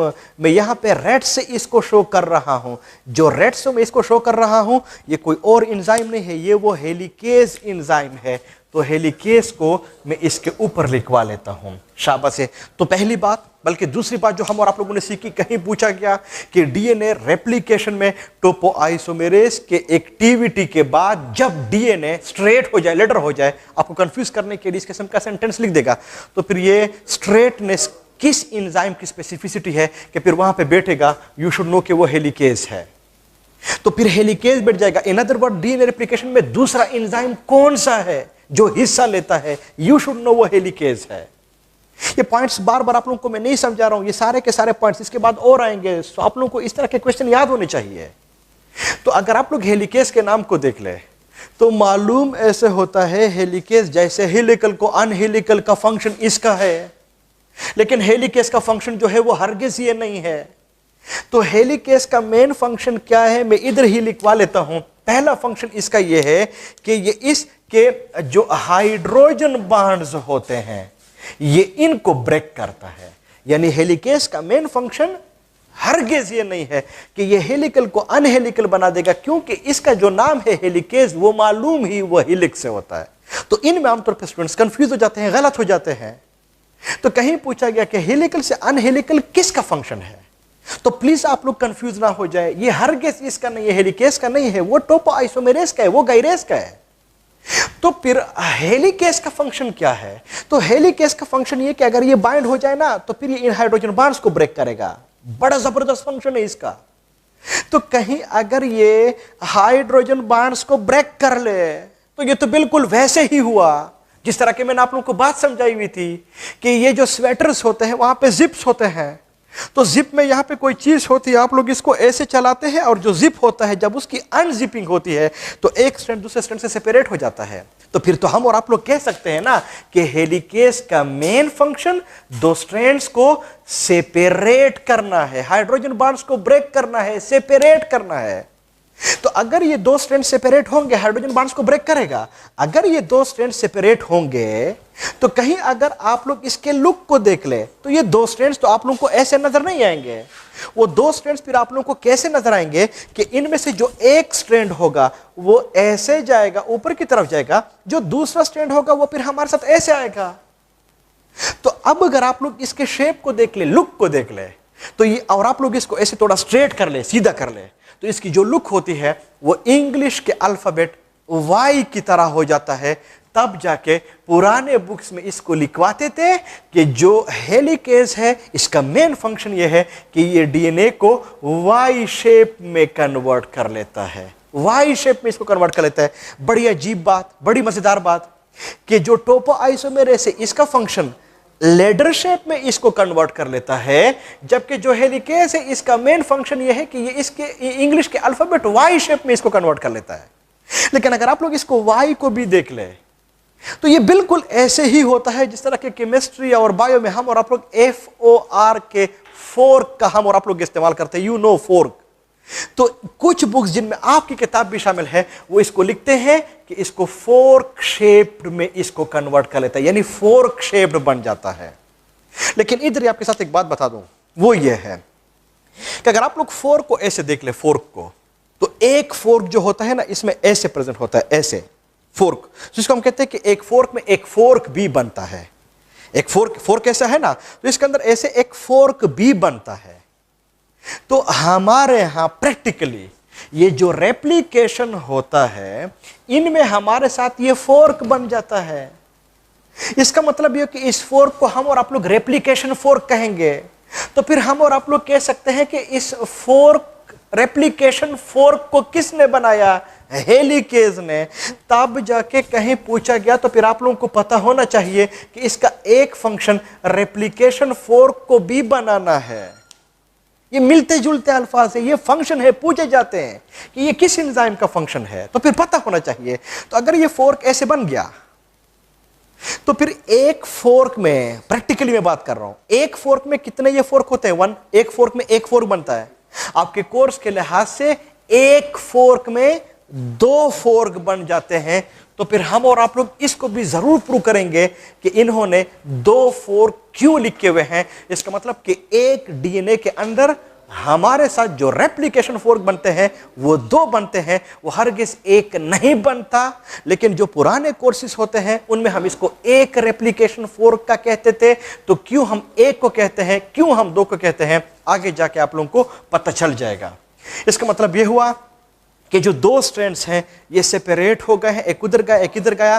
तो फिर टोपोआइसोमेरेज के फंक्शन क्या है याद होने चाहिए, हेलिकेज के फंक्शन क्या, मैंने आप लोगों को बता दिए हैं कौन कौन से होने चाहिए, यू शुड नो।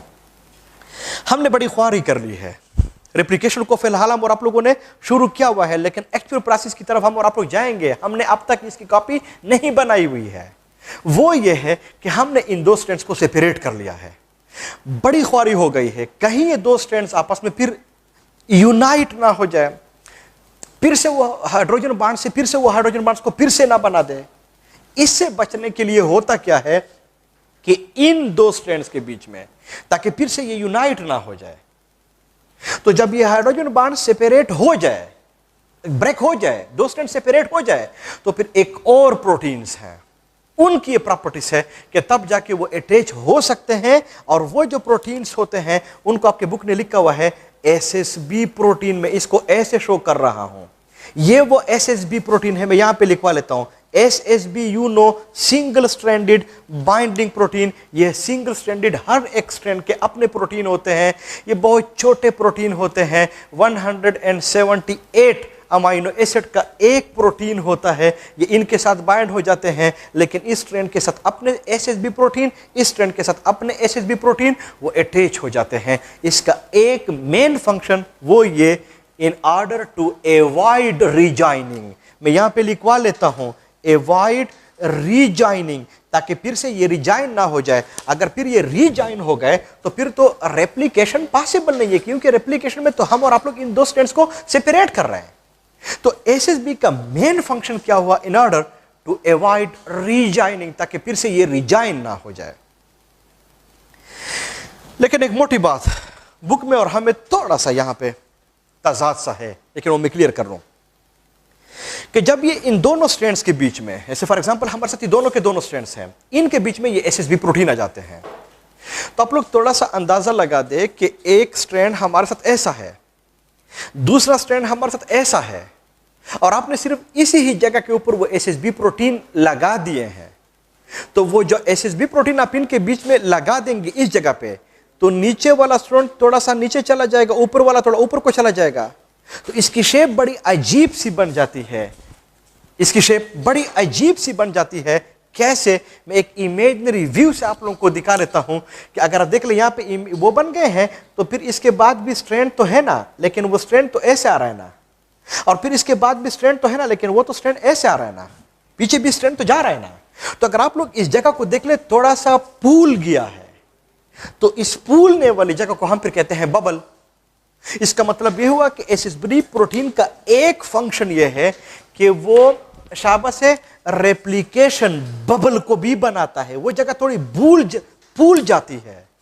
अगर आप लोग यहां पे इन प्रोटीन को डाल दें तो फिर ये जगह थोड़ी फूल जाएगी, स्वेलिंग हो जाएगी, और इसको फिर हम और आप लोग क्या कहेंगे, इस सवाल पर कहेंगे कि इसने बबल बना दिया है। तो एसएसबी प्रोटीन का एक फंक्शन यह है कि फिर यहां पे ये बबल भी बना लेता है, in other words avoid resigning भी करता है, ताकि ये दो स्ट्रैंड्स आपस में रिजाइन ना हो जाए। इन अदर वर्ड्स जो हाइड्रोजन बॉन्ड्स होते हैं, इन अदर वर्ड्स इनको ये अवॉइड करते हैं कि फिर से इनकी फॉर्मेशन ना हो, क्योंकि हाइड्रोजन बॉन्ड्स वीक बॉन्ड होते हैं, ये फिर उन न्यूक्लियोटाइड्स के बीच में फिर से बन सकता है। तो फिर आप लोग लिख सकते हैं कि ये हाइड्रोजन बॉन्ड्स की फॉर्मेशन को भी फिर से स्टॉप करता है, क्योंकि अगर वो फिर से बने तो फिर तो इसका फायदा ही कुछ नहीं हुआ।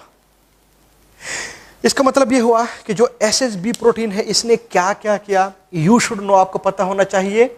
हेलिकेज एंजाइम ने क्या क्या किया, आप लोगों को पता होना चाहिए। टोपोआइसोमेरेज ने क्या क्या किया, आप लोगों को फिर पता होना चाहिए। तो ये पॉइंट्स मैंने आपके साथ शेयर कर लिए, आप लोगों को पता होना चाहिए। अब वही बात हमारी होगी, ऑरिजिन ऑफ रेप्लिकेशन के ऊपर सबसे पहला एंजाइम कौन सा है जो यहाँ पे बाइंड होता है? यू शुड नो, मैंने बता दिया है, टोपोआइसोमेरेज गायरेज। कहीं पूछा गया टोपोआइसोमेरेज या गायरेज के बाद दूसरा एंजाइम कौन सा आता है? यू शुड नो कि वो फिर हेलिकेस होता है। हेलिकेस के बाद तीसरी कौन सी चीज आती है? तो वो एसएसबी प्रोटीन होते हैं। हर एक के फंक्शन भी आपके साथ शेयर कर रहा हूं।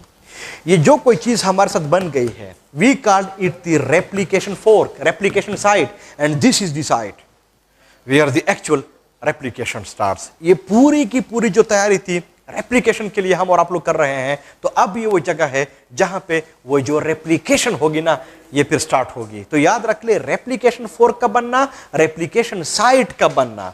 ये जो रेप्लिकेशन वाला जो फोर्क है, ये इसलिए हम और आप लोग इसको बना रहे हैं कि यहां पे एक्चुअली वो जो रेप्लिकेशन होगा, ये फिर हमारे साथ सारा कुछ बन जाएगा और इधर ही से वो सारा कुछ हो भी जाएगा। तो वो कौन सा एंजाइम है जो इस रेप्लिकेशन को कराता है? नो डाउट वो कोई और नहीं है, उसको हम और आप लोग डीएनए पॉलीमरेज ही कहते हैं। तो पहले हम और आप लोग डीएनए पॉलीमरेज को हम और आप लोग कुछ हद तक हम और आप लोग इसको डिस्कस कर लेंगे, फिर जाके हम और आप लोग इसको बाकी बात इसके अंदर डिस्कस कर लेते हैं। मैं इन चीज़ों को हटा रहा हूं, ये वाला एंड 5 है, इसलिए मैं इनके साथ यहाँ पे ऊपर को इसके ऊपर लिखवा लेता हूँ, इसके ऊपर मैं लिखवा लेता हूँ कि ये हमारा 5 एंड हुआ, और ये वाला अगर आप लोग देख ले ये 3 एंड है, तो इनके साथ मैं लिखवा लेता हूँ कि ये हमारा 3 एंड हुआ।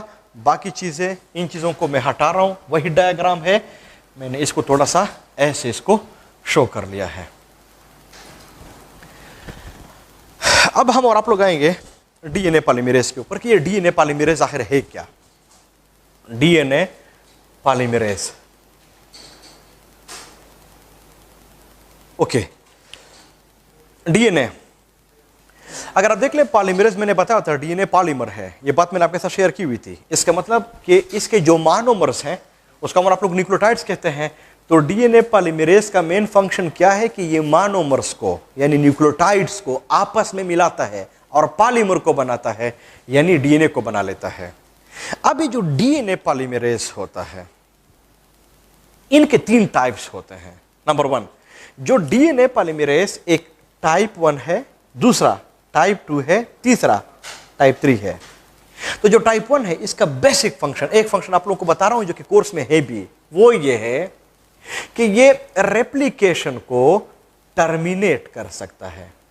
और रेप्लिकेशन को टर्मिनेट करने से मेरा मतलब ये है कि ये रेप्लिकेशन का प्रोसेस शुरू है, जब भी ये 1 चाहे इसको टर्मिनेट कर सकता है, खत्म कर सकता है। पॉइंट आप लोगों ने भूलना नहीं है, मोटी बात आपके ज़हन में होनी चाहिए ना। और कोर्स में शाबाश हम आप लोग इसमें पढ़ेंगे भी। जो 2 है, इसका मेन फंक्शन ये है कि डीएनए है, जिस तरह के हम और आप लोग दीवार बना लेते हैं, यही एग्जांपल मैं आप लोगों को बार बार दे भी रहा हूं। तो दीवार के ऊपर अगर 2, 3, 4, 5 साल गुजर जाए, तो इसमें बाद दफा कोई ईंट कोई जगह खराब हो जाती है, तो फिर हम और आप लोग इसको रिपेयर करते हैं, हम और आप लोग इसको फिर ठीक भी करते हैं। तो डीएनए भी इस तरह से लेंथी है, इसमें बाद दफा मसले आ जाते हैं, तो इनमें रिपेयरिंग का काम कौन करेगा? नंबर 2 1। अगर कुछ गलती मलती हो जाए, रिपेयरिंग का मसला हो, कुछ न्यूक्लियोटाइड्स गड़बड़ हो जाए, कुछ मसले हो जाए, तो फिर 2 इसको ठीक करेगा, रिपेयरिंग। जो 3 है ना, इसका मेन फंक्शन ये पॉलीमराइजेशन है, यानी एक्चुअली डीएनए की रेप्लिकेशन ये कराता है। पर ये बात आपके ज़हन में होनी चाहिए कि डीएनए रेप्लिकेशन कैसे खत्म होता है। 1 का फंक्शन है ना, इसकी डिटेल स्टडी आपके कोर्स के अंदर है, पूरा का पूरा डिटेल है। हम और आप लोग इसको पढ़ेंगे, पता होना चाहिए कैसे ये रेप्लिकेशन को टर्मिनेट कर लेता है, खत्म कर लेता है। तो उधर पे 4 पॉइंट्स हैं, वो बड़े इंपॉर्टेंट है, आपके फिर ज़हन में होने चाहिए। लेकिन कैसे डीएनए की रिपेयरिंग होती है, बस सिर्फ नाम लिखा हुआ है, रिपेयरिंग का प्रोसेस आपके कोर्स में नहीं है, बिल्कुल पता नहीं होना चाहिए। सिर्फ इतना पता होना चाहिए कि 2 का ये है। लेकिन जो 3 है, ये पॉलीमरेज एक्टिविटी करता है, ये वो एंजाइम है जिसको हम और आप लोग पढ़ेंगे कि कैसे ये इसकी पॉलीमराइजेशन कराता है, कैसे इसकी कॉपी कराता है। तो हम और आप लोग जिन 2 एंजाइम्स की डिटेल जो आपके कोर्स में है, जिनको हम और आप लोग पढ़ेंगे, वो DNA polymerase type 1 and DNA polymerase type 3 है। 2 है नहीं, 2 के बारे में यही एक बात है कि इसका मेन फंक्शन रिपेयरिंग है, इतना ही आप लोगों को पता होना चाहिए। तो पहले हम और आप लोग 3 को डिस्क्राइब करेंगे, हम पॉलीमराइजेशन कराएंगे, स्टार्ट कर लेंगे। किसी जगह पे अगर जरूरत पड़ जाए, जब हम इसको खत्म करेंगे, तो 1 इसको फिर कैसे खत्म करता है, उनको फिर हम इसके बाद हम फिर इसको डिस्कस करेंगे। अलर्ट रहें, हमारा एक्चुअल जो क्वेश्चन वगैरह है वो भी इनके ऊपर अब शुरू हो रहे हैं। अगर हम और आप लोग एक डीएनए पॉलीमरेज टाइप 3 एंजाइम को हम ले लें, तो बुक ने लिखा हुआ है कि इसके अंदर 2 यूनिट्स प्रेजेंट होते हैं, 2 यूनिट्स होते हैं। तो वो जो 2 यूनिट्स होते हैं, इनमें से एक यूनिट को मैं ये बना रहा हूं और इसको मैं नाम दे रहा हूं यूनिट ए, और एक यूनिट हमारे साथ कोई और होता है, उसको मैं नाम दे रहा हूं यूनिट बी। ये कोई दूसरा हमारे साथ प्रेजेंट है। तो यूनिट ए और यूनिट बी जो होते हैं ये फिर हमारे साथ प्रेजेंट होते हैं। लेकिन जो 2 यूनिट्स होते हैं, इनमें जरूरी नहीं है कि आप इसको ए नाम दे दे, इसको बी नाम दे दे, इसको आप ए से दे सकते हैं, इसको आप बी दे सकते हैं। लेकिन जो 2 यूनिट्स होते हैं ये आपस में फिर से लिंक करते हैं एक छोटे से प्रोटीन के मॉलिक्यूल के थ्रू। यानी ऐसा नहीं है कि जो 2 यूनिट्स होते हैं ये आपस में सेपरेट भी होते हैं, नहीं, किसी एक और छोटे प्रोटीन के मॉलिक्यूल के थ्रू ये 2 यूनिट्स आपस में फिर से अटैच भी होते हैं। बहुत ज्यादा आप लोगों को सिंप्लीफाई कर रहा हूं, इसका स्ट्रक्चर आपके कोर्स में है नहीं, समझाने के लिए मैं ऐसे कह रहा हूं। इसका मतलब यह हुआ कि सारा कुछ ऐसे हुआ। तो याद रख ले कि जो एक डीएनए पॉलीमरेज टाइप 3 है, इसके अंदर 2 यूनिट्स होते हैं, लेकिन जो 2 यूनिट्स होते हैं ये आपस में किसी एक और प्रोटीन के मॉलिक्यूल के थ्रू ये अटैच भी होते हैं। लेकिन अगर आप लोग इनको देख ले तो 2 प्रोटीन के मॉलिक्यूल है ना, सॉरी 2 यूनिट्स है ना, तो 2 के लिए हम जो लफ्ज लगाते हैं वो है डाइमर। तब जाके आपके बुक में ये बात लिखी हुई है कि DNA polymerase type 3 is a dimer 1। Dimer means कि इसमें 2 मॉलिक्यूल्स होते हैं। मेरी बात आपके ज़हन में होनी चाहिए। नेक्स्ट पॉइंट, मैं आमतौर पे क्लास के अंदर भी स्टूडेंट्स को कहता हूं, इधर भी आप लोगों को ऐसे ही मैं समझाऊंगा, होता नहीं है ऐसे, समझाने के लिए ऐसे कह रहा हूं कि इस डाइमर का जो एक प्रोटीन है, इसका एक पहिया नहीं होता, पहिया व्हील सा जो होता है वो इधर पे होता है और एक व्हील इधर पे होता है। होता नहीं है, समझाने के लिए कह रहा हूं। जब मैं इसको पूरा कर लूं फिर ये पहियों वाली बात फिर नहीं होगी। इसी तरह से जो दूसरा यूनिट होता है, इसका एक पहिया इधर होता है और एक पहिया इधर पे भी प्रेजेंट होता है। बार बार आप लोगों को बता रहा हूं, ये पहिए नहीं होते, व्हील्स का कॉन्सेप्ट नहीं होता। बार बार कह रहा हूं, समझाने के लिए मैं ऐसे कह रहा हूं ताकि आप लोगों को समझ आ जाए। तो फिर हम और आप लोग कह सकते हैं कि जो डीएनए पॉलीमरेज टाइप 3 होता है, जो कि डाइमर होता है, 2 यूनिट्स होते हैं, ए और बी है, आपस में फिर एक छोटे से प्रोटीन के मॉलिक्यूल के थ्रू ये अटैच होते हैं। हर एक के 2-2 पहिए जो हैं ये भी प्रेजेंट होते हैं, जिनको मैंने ग्रीन ग्रीन शो किया हुआ है। अब होता क्या है कि ये जो एंजाइम होता है, जो मैं आप ये 3 की जो 3 को जो मैंने शो किया हुआ है, अब ये एंजाइम आता है और इसका जो एक यूनिट होता है वो अटैच होता है एक स्ट्रैंड के साथ, जबकि जो दूसरा यूनिट होता है वो अटैच होता है दूसरे स्ट्रैंड के साथ, जबकि बीच में वो प्रोटीन का मॉलिक्यूल होता है, इन्होंने इसको आपस में अटैच किया होता है। जरूरी नहीं है, बार बार बता रहा हूं कि इस लाइन के साथ यानी इस स्ट्रैंड के साथ यहां पे यूनिट ए भी अटैच हो सकता है, बी भी अटैच हो सकता है, लेकिन जो दूसरा स्ट्रैंड है इनके साथ फिर कोई दूसरा यूनिट होगा, may be A may be B, कोई भी अटैच हो सकता है। तो इसलिए मैं इनको नाम नहीं दे रहा हूं, लेकिन अगर आप लोग देना भी चाहे तो फॉर एग्जांपल ये हमारा वो ए है, ये वाला बी है जो यहां पे अटैच हो गया है। को याद रख ले कि अगर आप लोग डीएनए के एक मॉलिक्यूल को देख ले तो वहां पे 2 स्ट्रैंड्स हैं, लेकिन इन दोनों स्ट्रैंड्स की रेप्लिकेशन के लिए एक डीएनए पॉलीमरेज जो होता है वो काफी होता है। ऐसा नहीं होता कि इसके लिए अपना डीएनए पॉलीमरेज टाइप 3 होगा, इसके लिए अपना डीएनए पॉलीमरेज टाइप 3 होगा, नहीं, दोनों स्ट्रैंड्स के लिए एक एंजाइम होगा। तो उस एक एंजाइम के अंदर 2 यूनिट्स होते हैं, उसका एक यूनिट एक स्ट्रैंड के साथ अटैच हो जाएगा, दूसरा यूनिट जो है ना वो फिर दूसरे स्ट्रैंड के साथ अटैच हो जाएगा। बड़ा की पॉइंट है, आप लोगों को समझ आनी चाहिए। अब जरूरी बात है कि अगर आप लोग इसको देख ले, तो मैंने आपके साथ ये बात चूंकि शेयर कर ली है तब जाके उसकी खातिर आप लोगों को बता रहा हूं कि अगर आप लोग इस यूनिट को देख ले, ए वाला वो तो यहां पे अटैच हुआ, बी वाला तो यहां पे अटैच हुआ, तो समझाने के लिए मैं ऐसे कह रहा हूं, प्रैक्टिकली ऐसा नहीं होता, बार बार आप लोगों को बता रहा हूं। तो अगर आप लोग इस लुक को देख लिए, बिल्कुल ऐसे है जिस तरह के रेलगाड़ी की जो पटड़ी होती है, डीएनए का जो है, तो ये बिल्कुल रेलगाड़ी की पटड़ी की तरह होता है। तो जो ये वाला यूनिट होता है, यहां पे मैंने आप लोगों को बात शेयर की हुई थी कि यहां पे एक पहिया होता है इसका, तो वो जो एक पहिया है वो इस पटड़ी के ऊपर आ जाता है, जबकि इसका दूसरा जो पहिया होता है ना, व्हील होता है ना, वो ऐसे ही प्रेजेंट होता है, उसके लिए यहां पे कोई पटड़ी मटड़ी का कॉन्सेप्ट नहीं होता। इसी तरह से अगर आप लोग दूसरा यूनिट देख ले तो उसका जो ये वाला है वो इस पटड़ी के ऊपर आ जाता है, लेकिन अगर आप लोग इसका दूसरा पहिया देख लेना तो इसके लिए कोई चीज पटनी मटनी नहीं होती। तो आमतौर पे मैं ऐसे कहता हूं कि ये जो एक एंजाइम होता है डीएनए पॉलीमरेज टाइप 3 जो कि दोनों स्ट्रैंड्स के साथ अटैच होता है, तो इनके अंदर इसका एक नाज होता है, एक अदा होती है, एक नखरा होता है। मेरी बात आपके ज़हन में होनी चाहिए, मैंने अल्फाज ही इस्तेमाल कर लिए हैं। वो क्या है? वो ये है कि डीएनए पॉलीमरेज कहता है कि ठीक है, मैं इस स्ट्रैंड के साथ कोई दूसरा स्ट्रैंड बना दूंगा, आप लोग इससे बेगम रहें, इसी के साथ मैं कोई दूसरा स्ट्रैंड भी ऐसे बना दूंगा। यह भी कहता है कि आप बेगम रहें, इस स्ट्रैंड के साथ मैं यहां पे कोई दूसरा स्ट्रैंड बना दूंगा, लेकिन शर्त यह है कि मेरा जो ये वाला पहिया है ना, आप इसके लिए पहले ही से किसी छोटी पटड़ी का इंतजाम कर ले ताकि मेरा ये पहिया इसके ऊपर आ जाए। इसी तरह से मेरे इस पहिए के लिए भी आप पहले ही से छोटी पटड़ी के पीस का इंतजाम कर ले ताकि वो इसके ऊपर आ जाए। बाकी आप लोग बेगम रहें, बाकी मैं खुद ही बना दूंगा। उम्मीद है मेरी पॉइंट की समझ आप लोगों को आनी चाहिए। मैं क्या कहना चाहता हूं वो ये है, फिर से बता देता हूं कि जो डीएनए पॉलीमरेज टाइप 3 है, चूंकि वो असल में इस पेरेंटल या टेम्पलेट स्ट्रैंड्स के साथ वो कंप्लीमेंट्री बना रहा है, डॉटर बना रहा है, तो उसकी एक्टिविटी के लिए, इसको बनाने के लिए उसने एक शर्त रखी हुई होती है। वो कंपल्सरी होता है, वो जरूरी होता है। वो क्या है कि मैं बाकी इसके साथ अपना स्ट्रैंड बना दूंगा, इसके साथ अपना स्ट्रैंड बना दूंगा, क्योंकि सेमी कंजर्वेटिव रेप्लिकेशन है। तो टेम्पलेट है, इनके साथ कंप्लीमेंट्री बनेगा, टेम्पलेट है, इनके साथ कंप्लीमेंट्री बनेगा, लेकिन कौन इसको बनाएगा? डीएनए पॉलीमरेज टाइप 3 बनाएगा। तो उसकी एक्टिविटी के लिए जरूरी होता है कि यहां पे छोटा सा पीस हो, पहले ही से पटड़ी हो, ताकि मेरे पहिए इसके ऊपर आ जाए, बाकी आप लोग बेगम रहे, बाकी स्ट्रैंड्स में बना दूंगा।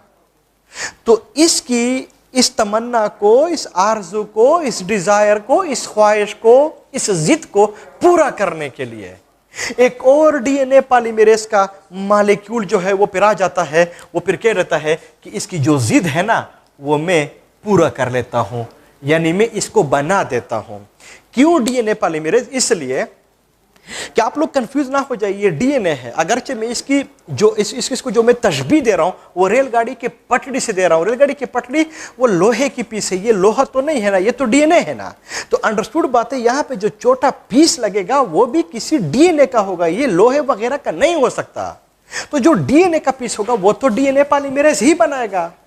तो एक और डीएनए पॉलीमरेज आ जाता है, नो डाउट वो टाइप 3 ही होता है। वो कहता है कि इसकी इस जिद को मैं पूरा कर लेता हूं। तो जब ये पूरा करता है तो होता क्या है कि जब ये इस पीस को बनाता है, छोटा सा पीस इसके पहिए के लिए बनाता है, तो डीएनए बनाएगा। तो जो डीएनए है वो तो यू नो के हमारे साथ 2 स्ट्रैंड का होता है। तो अगर डीएनए पॉलीमरेज बनाएगा तो वहां पे तो 2 स्ट्रैंड्स होंगे। तो फिर एक स्ट्रैंड ये हुआ, साथ में एक छोटा ये भी हो गया। इसी तरह से एक ये हुआ, साथ में एक और भी होगा। तो फिर तो मतलब है कि अगर ये एंजाइम इसकी एक्टिविटी कराएगा तो फिर तो जब रेप्लिकेशन कराएगा तो अगर ये इसके साथ ऐसे बनाएगा तो फिर तो ये भी बना सकता है ना। तो अगर ये इसको बनाएगा तो फिर साथ में इसको भी बना सकता है ना। तो अगर आप लोग देख ले डीएनए फिर हमसे 1 2 3 2 की बजाय 3 स्ट्रैंड में कन्वर्ट हुआ। और अगर आप लोग यहां पे भी देख ले 1 2 3 3 स्ट्रैंड में कन्वर्ट हुआ, जो कि डीएनए हमेशा के लिए डबल स्ट्रैंड होता है, 3 स्ट्रैंड तो होता ही नहीं है। या नंबर 2, अगर वो ये 2 न भी बना दे, इसकी कॉपी न भी कर ले, साथ में इसको न भी बना दे, तो फिर भी मसला तो हुआ ना। छोटे छोटे फजूल डीएनए के सेगमेंट्स हमारे साथ सेल के अंदर बन रहे हैं, जो कि ठीक बात नहीं है, क्योंकि जेनेटिकल प्रॉब्लम्स को क्रिएट कर सकते हैं। इसका मतलब ये हुआ कि ये जो डीएनए पॉलीमरेज है जिसने ये बात की हुई थी कि मैं ये मसला हल कर लूंगा, वो इस मसले को हल नहीं कर सकता, क्योंकि वो डीएनए बनाएगा। डीएनए डबल स्ट्रैंड होंगे, डबल स्ट्रैंड के साथ 2 मसले हैं, या तो हमारा डीएनए 3 स्ट्रैंड में कन्वर्ट हो जाएगा, या फिर छोटा सा जो और पीस है ये फिर हल हो, ये फिर फजूल सा बन जाएगा। तो हमें क्या चाहिए? हमें तो सिंगल स्ट्रैंड चाहिए ना। तो सिंगल स्ट्रैंड कौन होता है? वो तो आरएनए होता है। इसका मतलब ये हुआ कि इसके बाद एक और एंजाइम वो आ जाता है बीच में, और इसका नाम होता है आरएनए पॉलीमरेज। वो कह देता है कि ये छोटा पीस मैं बना दूंगा, क्योंकि इसको सिंगल स्ट्रैंड चाहिए। लेकिन होता क्या है, प्लीज आप इसको समझने की कोशिश कर लें। वो ये है कि जब आरएनए पॉलीमरेज इसको बनाता है, आरएनए पॉलीमरेज जब इसको बनाता है, तो आरएनए पॉलीमरेज क्या करता है कि जब ये इन के साथ ये पीस को बना देगा तो वो तो आरएनए पॉलीमरेज, वो तो आरएनए बनाएगा। तो आरएनए और डीएनए में तो बहुत ज़्यादा डिफरेंसेस है, लेकिन इसमें एक बेसिक डिफरेंस ये भी है कि डीएनए में थायमीन होता है और आरएनए में यूरेसिल होता है। तो फिर जब आरएनए इसको कह देता है कि ठीक है मैं तो सिंगल स्ट्रैंड बना रहा हूं, लेकिन मैं तो अगर यहां पे थायमीन प्रेजेंट है मैं तो यूरेसिल लगाऊंगा, तो फिर तो आरएनए और डीएनए में वो मैचिंग नहीं हो सकती, फिर मसला क्रिएट हो सकता है। इसका मतलब यह हुआ कि डीएनए वाले में अपने मसले हैं, आरएनए वाले आरएनए पॉलीमरेज के अंदर अपने मसले हैं कि वो तो यूरेसिल लगाता है। तो स्टूडेंट्स को समझाने के लिए हम आमतौर पे ऐसे कहते हैं कि ये दोनों के दोनों एंजाइम्स आपस में बैठ जाते हैं कि आखिर ये जो काम है ये किसी और ने तो नहीं करना है, करना है तो मैं और आप ही में से किसी एक ने करना है। तो जो डीएनए पॉलीमरेज होता है वो आरएनए को कह देता है कि जो मेरा वाला मसला है वो सेवियर है। सेवियर इसलिए है कि मैं दो स्ट्रैंड बनाता हूं, उसका तो कोई हल है ही नहीं। आरएनए पॉलीमरेज को डीएनए पॉलीमरेज कह देता है कि चूंकि आप सिंगल स्ट्रैंड बनाते हैं और हमें सिंगल स्ट्रैंड ही चाहिए, तो आप ही ये मसला हल कर सकते हैं। तो आरएनए पॉलीमरेज कहता है कि ठीक है ये मैं ही कर लूंगा, लेकिन आप मुझे बता तो देना कि जहां पे थायमीन और यूरेसिल की बात होगी तो वहां पे फिर मैं क्या करूं। तो डीएनए पॉलीमरेज को कह देता है कि आमतौर पे आप कितने न्यूक्लियोटाइड्स जब लगा लेते हैं तो इसके बाद आप यूरेसिल लगा लेते हैं। तो आरएनए पॉलीमरेज थोड़ा सोचता है और इसको बता देता है कि आमतौर पे जब मैं 8 या 10 न्यूक्लियोटाइड लगा दूं एवरेज के हिसाब से, तो इसके बाद मैं आमतौर पे एक यूरेसिल लगा लेता हूं। तो डीएनए पॉलीमरेज को कह देता है कि बस हमारा मसला ये हल हुआ। वो ये है कि जब भी आप 8 to 10 यानी 8 to 10 न्यूक्लियोटाइड्स लगाएं और जब आपके ज़हन में आ जाए कि मैंने यूरेसिल को लगाना है, तो आप यूरेसिल ना लगाएं, उसी ही जगह पे आप उस स्ट्रैंड को कट कर ले, ब्रेक कर ले। तो हमें तो छोटा सेगमेंट चाहिए ना, लेकिन वो जो छोटा सेगमेंट होगा याद रख ले इसमें यूरेसिल नहीं होगा, लेकिन 8 to 10 बाकी न्यूक्लियोटाइड्स होंगे, ना यूरेसिल होगा ना थायमीन होगा, क्योंकि थायमीन तो आरएनए पॉलीमरेज लगा ही नहीं सकता। यूरेसिल अगर लगाएगा तो इसको बता देगा आप इसको ब्रेक कर ले। लेकिन चूंकि इसको बना कौन रहा है RNA polymerase, so 8 to 10 nucleotides oligo nucleotide, इसमें यूरेसिल नहीं है, लेकिन इसको कौन बना रहा है आरएनए पॉलीमरेज। इसका मतलब कि ये होगा सिंगल स्ट्रैंड, लेकिन जो सिंगल स्ट्रैंड होगा ये फितरतन होगा क्या आरएनए। तो इसका मतलब ये हुआ कि जो आरएनए पॉलीमरेज है वो इस किस्म का छोटा सेगमेंट बनाता है कि जिसके अंदर 4 खूबियां होंगी, 4 बातें होंगी। भूलने नहीं है इन बातों को। नंबर 1, इसमें यूरेसिल और थायमीन का कॉन्सेप्ट नहीं होगा उस छोटे से सेगमेंट के अंदर। नंबर 2, वो 8 to 10 न्यूक्लियोटाइड्स का होगा, ओलिगो न्यूक्लियोटाइड्स होगा, you know oligo. And number 3, वो होगा सिंगल स्ट्रैंड, क्योंकि आरएनए है, आरएनए पॉलीमरेज इसको बना रहा है, डबल स्ट्रैंड नहीं हो सकता। और नंबर 4 बात यह है कि ये फितरतन बाय नेचर होगा आरएनए। तो इस किस्म की कोई चीज जो कि यूरेसिल और थायमीन का कॉन्सेप्ट ना हो, ओलिगो न्यूक्लियोटाइड हो, सिंगल स्ट्रैंड हो, फितरतन आरएनए हो, इसका प्राइमर। तो उसको हम फिर कहते हैं प्राइमर। तो मैं यहां पे इनके साथ ऐसे लाइन लगा रहा हूं और इनके साथ मैं लिख रहा हूं प्राइमर। तो प्राइमर क्या होते हैं? जितने भी प्राइमर्स होते हैं, कहीं पूछा गया डीएनए है, आरएनए है, दोनों नहीं है, यू शुड नो आरएनए होते हैं। प्राइमर्स में थायमीन और यूरेसिल का कॉन्सेप्ट होता है? नहीं होता। प्राइमर्स कितने न्यूक्लियोटाइड का होता है? ओलिगो न्यूक्लियोटाइड है, 8 to 10 न्यूक्लियोटाइड्स का होता है। प्राइमर सिंगल स्ट्रैंड होते हैं कि डबल स्ट्रैंड होते हैं? सिंगल स्ट्रैंड होते हैं। ये 4 खूबियां हैं, कोर्स के अंदर इन्होंने लिखी हुई है। इसका मतलब यह हुआ कि फिर मैं शॉर्टकट कह सकता हूं कि जो डीएनए पॉलीमरेज टाइप 3 है, उसकी एक्टिविटी के लिए जिस चीज का होना जरूरी है वो प्राइमर है। तो कहीं पूछा गया कि डीएनए रेप्लिकेशन में डीएनए पॉलीमरेज टाइप 3 की एक्टिविटी के लिए कौन सी चीज जरूरी है? वो प्राइमर है। लेकिन प्राइमर के क्या क्या प्रॉपर्टीज हैं बार बार मैंने आप लोगों को बता दिए हैं। प्राइमर को बनाएगा कौन? RNA polymerase. तब जाके आरएनए पॉलीमरेज को डीएनए रेप्लिकेशन की लैंग्वेज में हम इसको प्राइमेज एंजाइम भी कहते हैं। तो आरएनए पॉलीमरेज और प्राइमेज का मतलब एक ही है। But why RNA polymerase is called primase enzyme, क्योंकि ये प्राइमर बनाता है। प्राइमर है क्या, उसके 4 प्रॉपर्टीज मैंने बता दिए हैं, लेकिन प्राइमर किस चीज के लिए जरूरी होते हैं, वो डीएनए पॉलीमरेज टाइप 3 की एक्टिविटी के लिए जरूरी होते हैं। अदरवाइज ये हरगिज रेप्लिकेशन नहीं कर सकता। मेरे ख्याल में आप लोगों को समझ आनी चाहिए। तो वो जो पाई की बात थी, वो जो पटड़ियों की बातें थी, वो मैंने समझाने के लिए आप लोगों को बता दी है। अब आप लोगों को समझ आनी चाहिए कि असल में स्टोरी क्या है।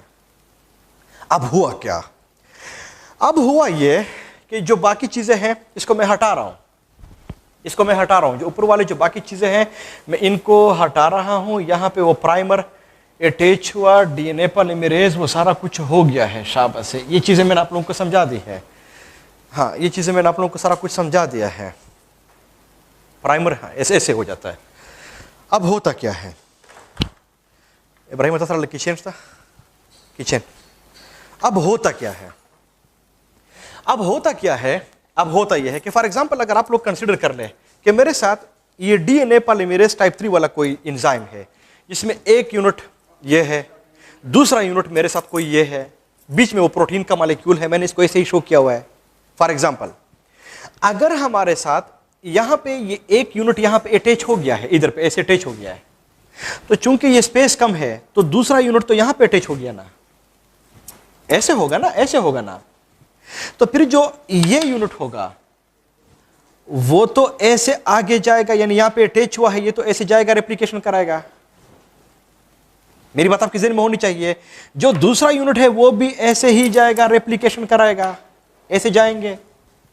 मेरे ख्याल में आपका कॉन्सेप्ट यही होना चाहिए कि दोनों के दोनों ऐसे ही होने चाहिए। देख लेते हैं असल में स्टोरी क्या है। बड़ा टेक्निकल पॉइंट है, सही तरीके से आप लोग इसको समझने की कोशिश कर ले। है क्या कि इस ट्रेंड जो बन रहा है वो तो इसके साथ बन रहा है। तो अगर इसका ये 5 है तो फिर इसका जो ये वाला एंड हुआ ये तो 3 हुआ ना। इसका मतलब कि जो ये एंड है ये तो फिर 5 हुआ। इसी तरह से जो ये स्ट्रैंड बन रहा है, अगर ये 3 है तो जो बनेगा ये फिर 5 हुआ, ये जो बनेगा ये फिर 3 बनेगा, इनके साथ ये। इसका मतलब कि ये रेप्लिकेशन ऐसे करेगा, ये भी ऐसे कर रहा है, जा रहा है, ये तो ऐसे करेगा। तो अगर आप लोगों को याद हो, मैं सिर्फ रिमाइंड कर रहा हूं, इसके ऊपर पूरी आप लोगों ने इसकी स्टोरी बनाई हुई थी, उधर मैंने आप लोगों को समझाई हुई थी कि अगर हमारे साथ ये स्ट्रैंड हमारे साथ ऐसे प्रेजेंट है, ऐसे ये वाला, तो इसका जो तीर का निशान है वो इस 5 के ऊपर है, वो इधर है, ये वाला इधर है। तो इसका 3 इसका 5 ऐसे है। लेकिन ये बनेगा कैसे कि 5OH के ऊपर 3OH आएगा। इफ यू रिमेंबर, ये पूरी स्टोरी मैंने आप लोगों को समझाई हुई थी, नहीं तो स्ट्रक्चर को आप लोग फिर से रिमाइंड कर ले। इसका मतलब कि अगर आप लोग इस ट्रेंड को देख ले तो तीर का निशान 5 के ऊपर है, मैंने भी वहां पे 5 पे लगाया हुआ है। अगर आप ये एंड देख ले तो 3 है, इसका मतलब कि ये ए से बन रहा है 3 5, लेकिन ये बन कैसे रहा है कि 5OH के ऊपर 3OH आ रहा है। बन असल में ऐसे रहा है, मैंने आप लोगों को स्टोरी समझाई हुई थी। तो 5OH के ऊपर 3OH का ना, तो ये तो नेचुरल है ना, ये बात तो मैंने आप लोगों को समझाई हुई थी ना, ये तो अकॉर्डिंग टू द नेचर है ना। ये तो जिस तरह के एक न्यूक्लियोटाइड के ऊपर कोई दूसरा न्यूक्लियोटाइड आ रहा है, वो तो ऐसे हो रहा है, इसमें किसी किस्म का शक नहीं होना चाहिए। और ये बात मैंने आप लोगों को समझाई भी हुई थी कि इन के ऊपर इंट आएगा, तो ये बिल्कुल ऐसे हो रहा है कि 5OH के ऊपर 3OH, न्यूक्लियोटाइड के ऊपर न्यूक्लियोटाइड हमारे साथ आ रहा है, नेचर के मुताबिक जा रहा है।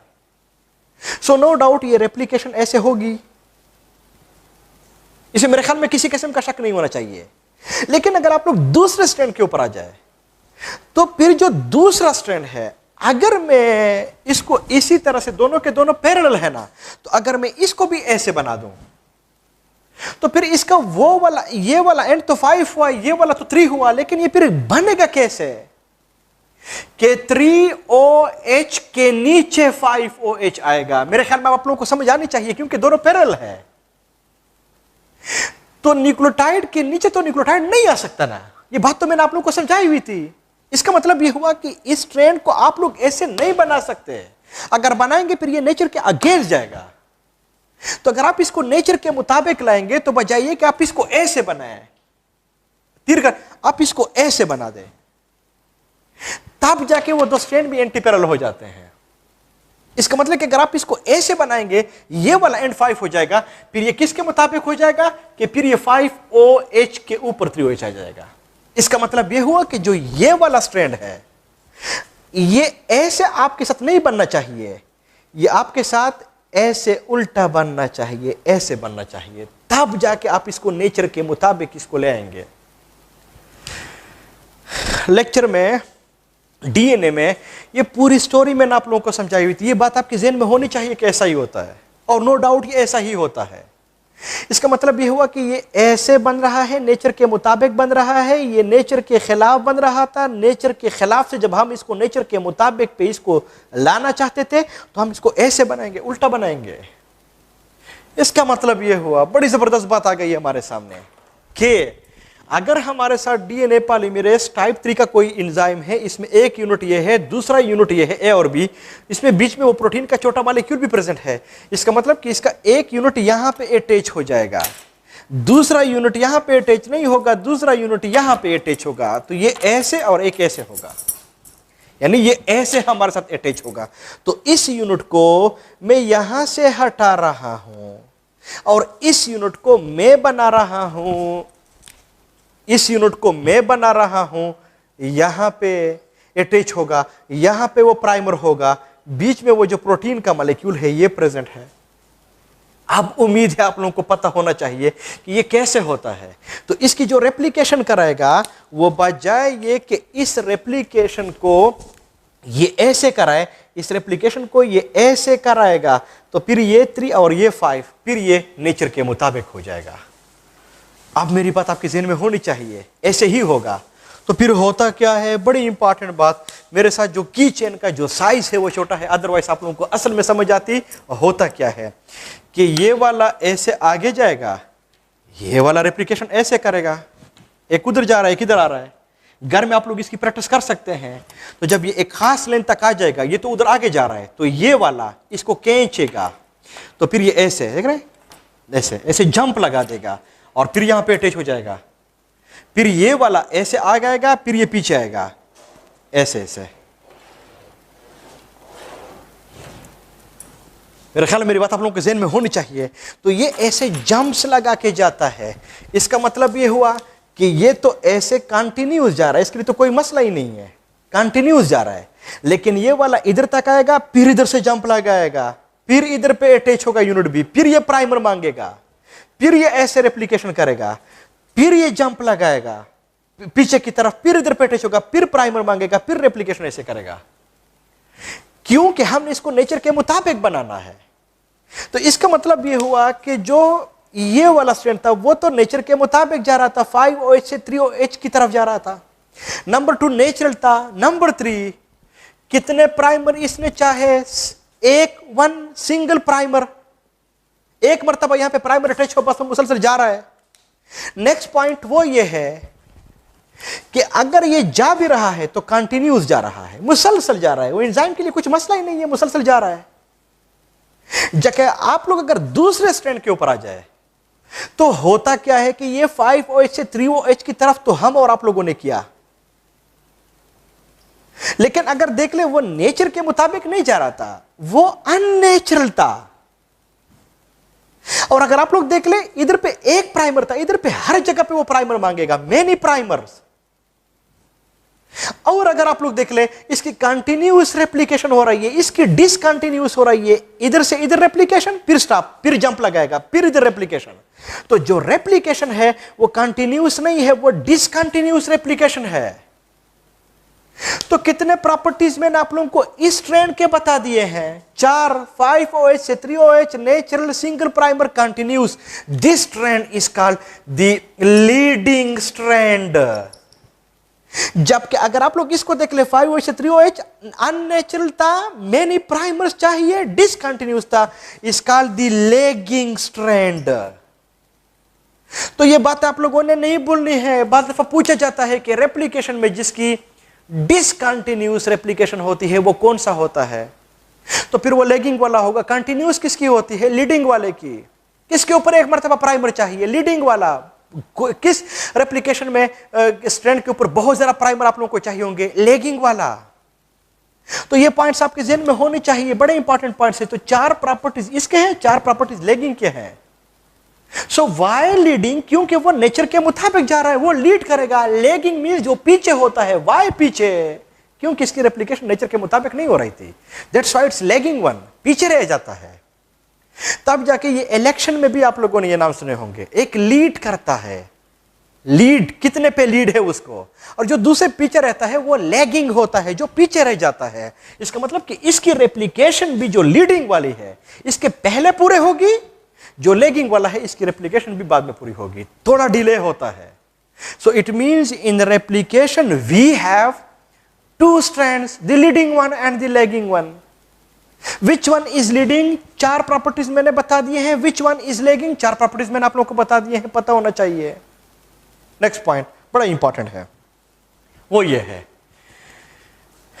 कि अगर आप लोग लीडिंग और लेगिंग के अल्फाज को देख ले तो लीडिंग में किसको कहूं? पेरेंटल को कहूं कि डॉटर को कहूं? लेगिंग किसको कहूं? पेरेंटल के कहूं कि डॉटर को कहूं? तो इनमें भी अब तक कंफ्यूजन है, लेकिन इसका भी हल यह है कि जो पेरेंटल वाला है इसको आप लोग कहेंगे लीडिंग पेरेंटल, लीडिंग कंप्लीमेंट्री या डॉटर।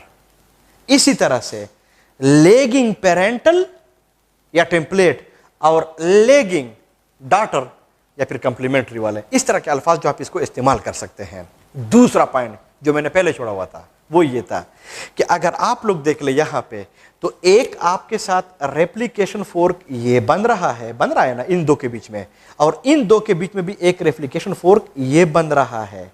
तो आपके कोर्स में लिखा हुआ है कि एक डीएनए में 2 रेप्लिकेशन फोर्क बनते हैं। तो 2 कैसे बनते हैं मैंने आप लोगों को समझा दिया है, लेकिन एक कैसे बनता है कि अगर आप लोग सिर्फ और सिर्फ इन 2 के बीच में देख ले तो एक फोर्क यहां पे बनता है।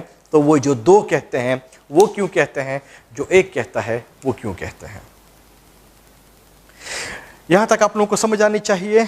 बहुत ज्यादा पॉइंट्स आप लोग इसके बारे में आप लोगों को आ सकते हैं, एमसीक्यूज आपके ज़हन में आने चाहिए। यू शुड नो कि क्या होता है क्या नहीं होता। डी रेप्लिकेशन आखिर में पूरा हो जाता है, यानी उस पॉइंट तक आ जाता है ऑरिजिन ऑफ रेप्लिकेशन। इसके बाद भी वो शुरू होता है, क्योंकि 1 लाख तक ऐसे साइट्स हैं। ये मैंने एक साइट लिया हुआ है, इस तरह से 1 लाख तक साइट्स हैं। हर एक साइट के ऊपर ये मैकेनिज्म होगा, ये प्रोसेस होगा। हमने गलती कर ली है वैसे। वो क्या था? वो ये था कि अगर आप लोग इस जो डिसकंटिन्यूस वाला इसके ऊपर देख ले, यहां पे प्राइमर लगा हुआ है, यहां पे प्राइमर लगा हुआ है, इधर पे प्राइमर लगा हुआ है, लेकिन प्राइमर बाय बर्थ, बार बार आप लोगों को कह रहा हूं, ये आरएनए है।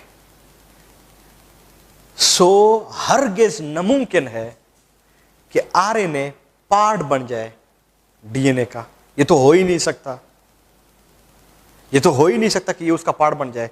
ये तो हमने जस्ट इस डीएनए की पॉलीमरेज की एक्टिविटी की चूंकि एक जरूरत थी, वो जरूरत हमने पूरा कर ली। बाकी ये तो इसका पार्ट तो नहीं बन सकता ना, क्योंकि ये तो आरएनए है ना प्राइमर, और अगर देख ले वो डीएनए के अंदर आए हुए हैं, इनका पार्ट नहीं हो सकता। तो इनको अब हम और आप लोगों ने रिमूव करना है, हटाना है, क्योंकि हमने ये धोखे के लिए किया हुआ था। हमने उसकी एक्टिविटी को, उस जिद को पूरा करने के लिए हमने इसको चेक किया हुआ था, अदरवाइज है नहीं। ये बात आपके ज़हन में होनी चाहिए। तो होता क्या है, प्लीज होता क्या है कि इस प्राइमर को हटाएगा कौन? DNA polymerase type 1। और अगर आप लोग इन प्राइमर्स को हटाएंगे, इसका मतलब यह कि डीएनए रेप्लिकेशन पूरा हो गया है। इसका मतलब कि डीएनए को टर्मिनेट करने की जरूरत है। तो याद रख ले, बुक ने लिखी हुई है ये बात कि जो डीएनए पॉलीमरेज टाइप 1 है, इसका main function replication termination. And what do you mean by replication termination? अगर आप लोग प्राइमर को हटा रहे हैं, अगर प्राइमर को हटा रहे हैं, इसका मतलब कि वो काम पूरा हो गया है। तो इसलिए बुक ने ये भी लिखा हुआ है रिमूवल ऑफ प्राइमर। तो कहीं पूछा गया रिमूवल ऑफ प्राइमर किसका काम है? 1। और रिमूवल ऑफ प्राइमर कब को होता है? जब रेप्लिकेशन टर्मिनेट होता है। तो रेप्लिकेशन का टर्मिनेशन का काम किसका हुआ? 1 का। बातों को भूलना नहीं है, बात आपके ज़हन में होनी चाहिए। और प्राइमर आपको बता दूं कि प्रैक्टिकल लाइफ में इसका मतलब क्या होता है। आमतौर पे आप लोगों ने ये मार्केट्स में देखा होगा, लोग बिल्डिंग्स वगैरह बनाते हैं, उधर पे आप लोगों ने देखा होगा, तो उधर पे कंक्रीट वगैरह डाल देते हैं, नीचे से वो इनको कोई लकड़ी के कुछ वो जो सपोर्ट्स होते हैं वो उनको दे देते हैं, उधर पे लकड़ी के कुछ वो और लड़के वगैरह इसके अंदर लगा लेते हैं साथ में, उसके ऊपर फिर बजरी और शिंगल वगैरह डाल लेते हैं। और जब ये पूरा छत पूरा हो जाए तो आखिर में हम जो टेक होते हैं, ये जो लकड़ी वाले कुछ चीज़ें होती है, इनको कोई और जो ऊपर वो चीज़ होती है, इनको हम फिर हटाते हैं। तो मिस्त्री लोग, कारीगर लोग, इनको भी प्राइमर्स कहते हैं कि आप प्राइमर को हटा रहे। जब इनको आप हटाते हैं तो इसका मतलब कि वो काम पूरा हो गया है, वो छत पूरा हो गया है। तो आप इस प्राइमर, वो भी एक्चुअली ये टेक होते हैं वो लकड़ी के, हम इसको दे रहे थे ताकि ये काम हम इससे पूरा कर ले। बाकी फिर आप इसको रिमूव करेंगे, हटाएंगे। इसका मतलब अगर आप इस प्राइमर को हटा रहे हैं, इसका मतलब कि आपका जो डीएनए है ना, उसकी जो वो है ना, वो पूरा हो गया है। तो अब इसको कौन हटाएगा? 1। और अगर आप इसको हटा रहे हैं, इसका मतलब कि डीएनए रेप्लिकेशन टर्मिनेट होनी चाहिए, पूरी हो गई है, बस खत्म होनी चाहिए। तब जाके ये 2 फंक्शन मैंने आप लोगों को बता दिए हैं। लेकिन इसको कैसे हटाता है, दिस इज वेरी इंटरेस्टिंग। पता होना चाहिए कि फिर ये इसको कैसे हटाता है। ये बड़ी जबरदस्त बात है। अगर आप लोगों की समझ आ जाए, इसका मतलब कि आप लोगों को टर्मिनेशन की समझ आ गई है। ये कोर्स में है भी। प्लीज, हम और आप लोग एक एंजाइम पढ़ेंगे बायोटेक्नोलॉजी में। मैं नीचे चीजें फिर से इसको साफ कर लेता हूं। इस 1 के फंक्शन आप लोगों को बता रहा हूं कि कैसे इसको हटाएगा। ये हम और आप लोग बायोटेक्नोलॉजी चैप्टर के अंदर हम और आप लोग इसको पढ़ेंगे। एक एंजाइम है जिसका नाम है न्यूक्लियेज। न्यूक्लिक एसिड से ये लफ्ज जो है ये फिर निकला हुआ है। न्यूक्लिक एसिड से ये लफ्ज निकला हुआ है। तो जो न्यूक्लिक एसिड होते हैं, इनको जो चीज डिग्रेड करता है, खत्म करता है, डीनेचर करता है, उस एंजाइम को हम न्यूक्लियेज एंजाइम कहते हैं। और डी नेचर का लफ्ज मैंने आप लोगों को समझाया हुआ था। इसका मतलब कि अगर आप लोग ईस्टर बॉन्ड को ब्रेक कर रहे हैं तो nuclease no doubt nucleic acid को डिग्रेड करता है। तो जो न्यूक्लिक एसिड होता है वो फिर 2 तरह का है, डीएनए, आरएनए। तो डीएनए को डिग्रेड करने के लिए उस एंजाइम का नाम हो जाएगा डीएनएज और आरएनए वाला आरएनएज। लेकिन हम इन बातों पे नहीं जाते कि डीएनएज है, आरएनएज है, न्यूक्लियस है जो कि इनको डिग्रेड करेगा, क्योंकि ये न्यूक्लिक एसिड है, आरएनए है। न्यूक्लियस इसको इसको डिग्रेड करेगा, खत्म करेगा, डिनेचर करेगा, ईस्टर बॉन्ड इसमें ब्रेक करेगा, क्योंकि हमने इसको हटाना है। तो कैसे इसको हटाता है ये समझने वाली बात है। वो ऐसे हटाता है कि अगर फॉर एग्जाम्पल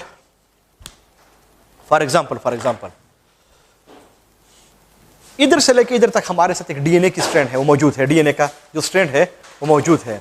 डीएनए का जो स्ट्रैंड है वो मौजूद है। फॉर एग्जाम्पल इधर से लेके इधर तक। फॉर एग्जाम्पल अगर मैंने डीएनए को यहां से, वो न्यूक्लियोटाइड शुरू है, पहला है, एंड वाला है, यहां से वो शुरू है।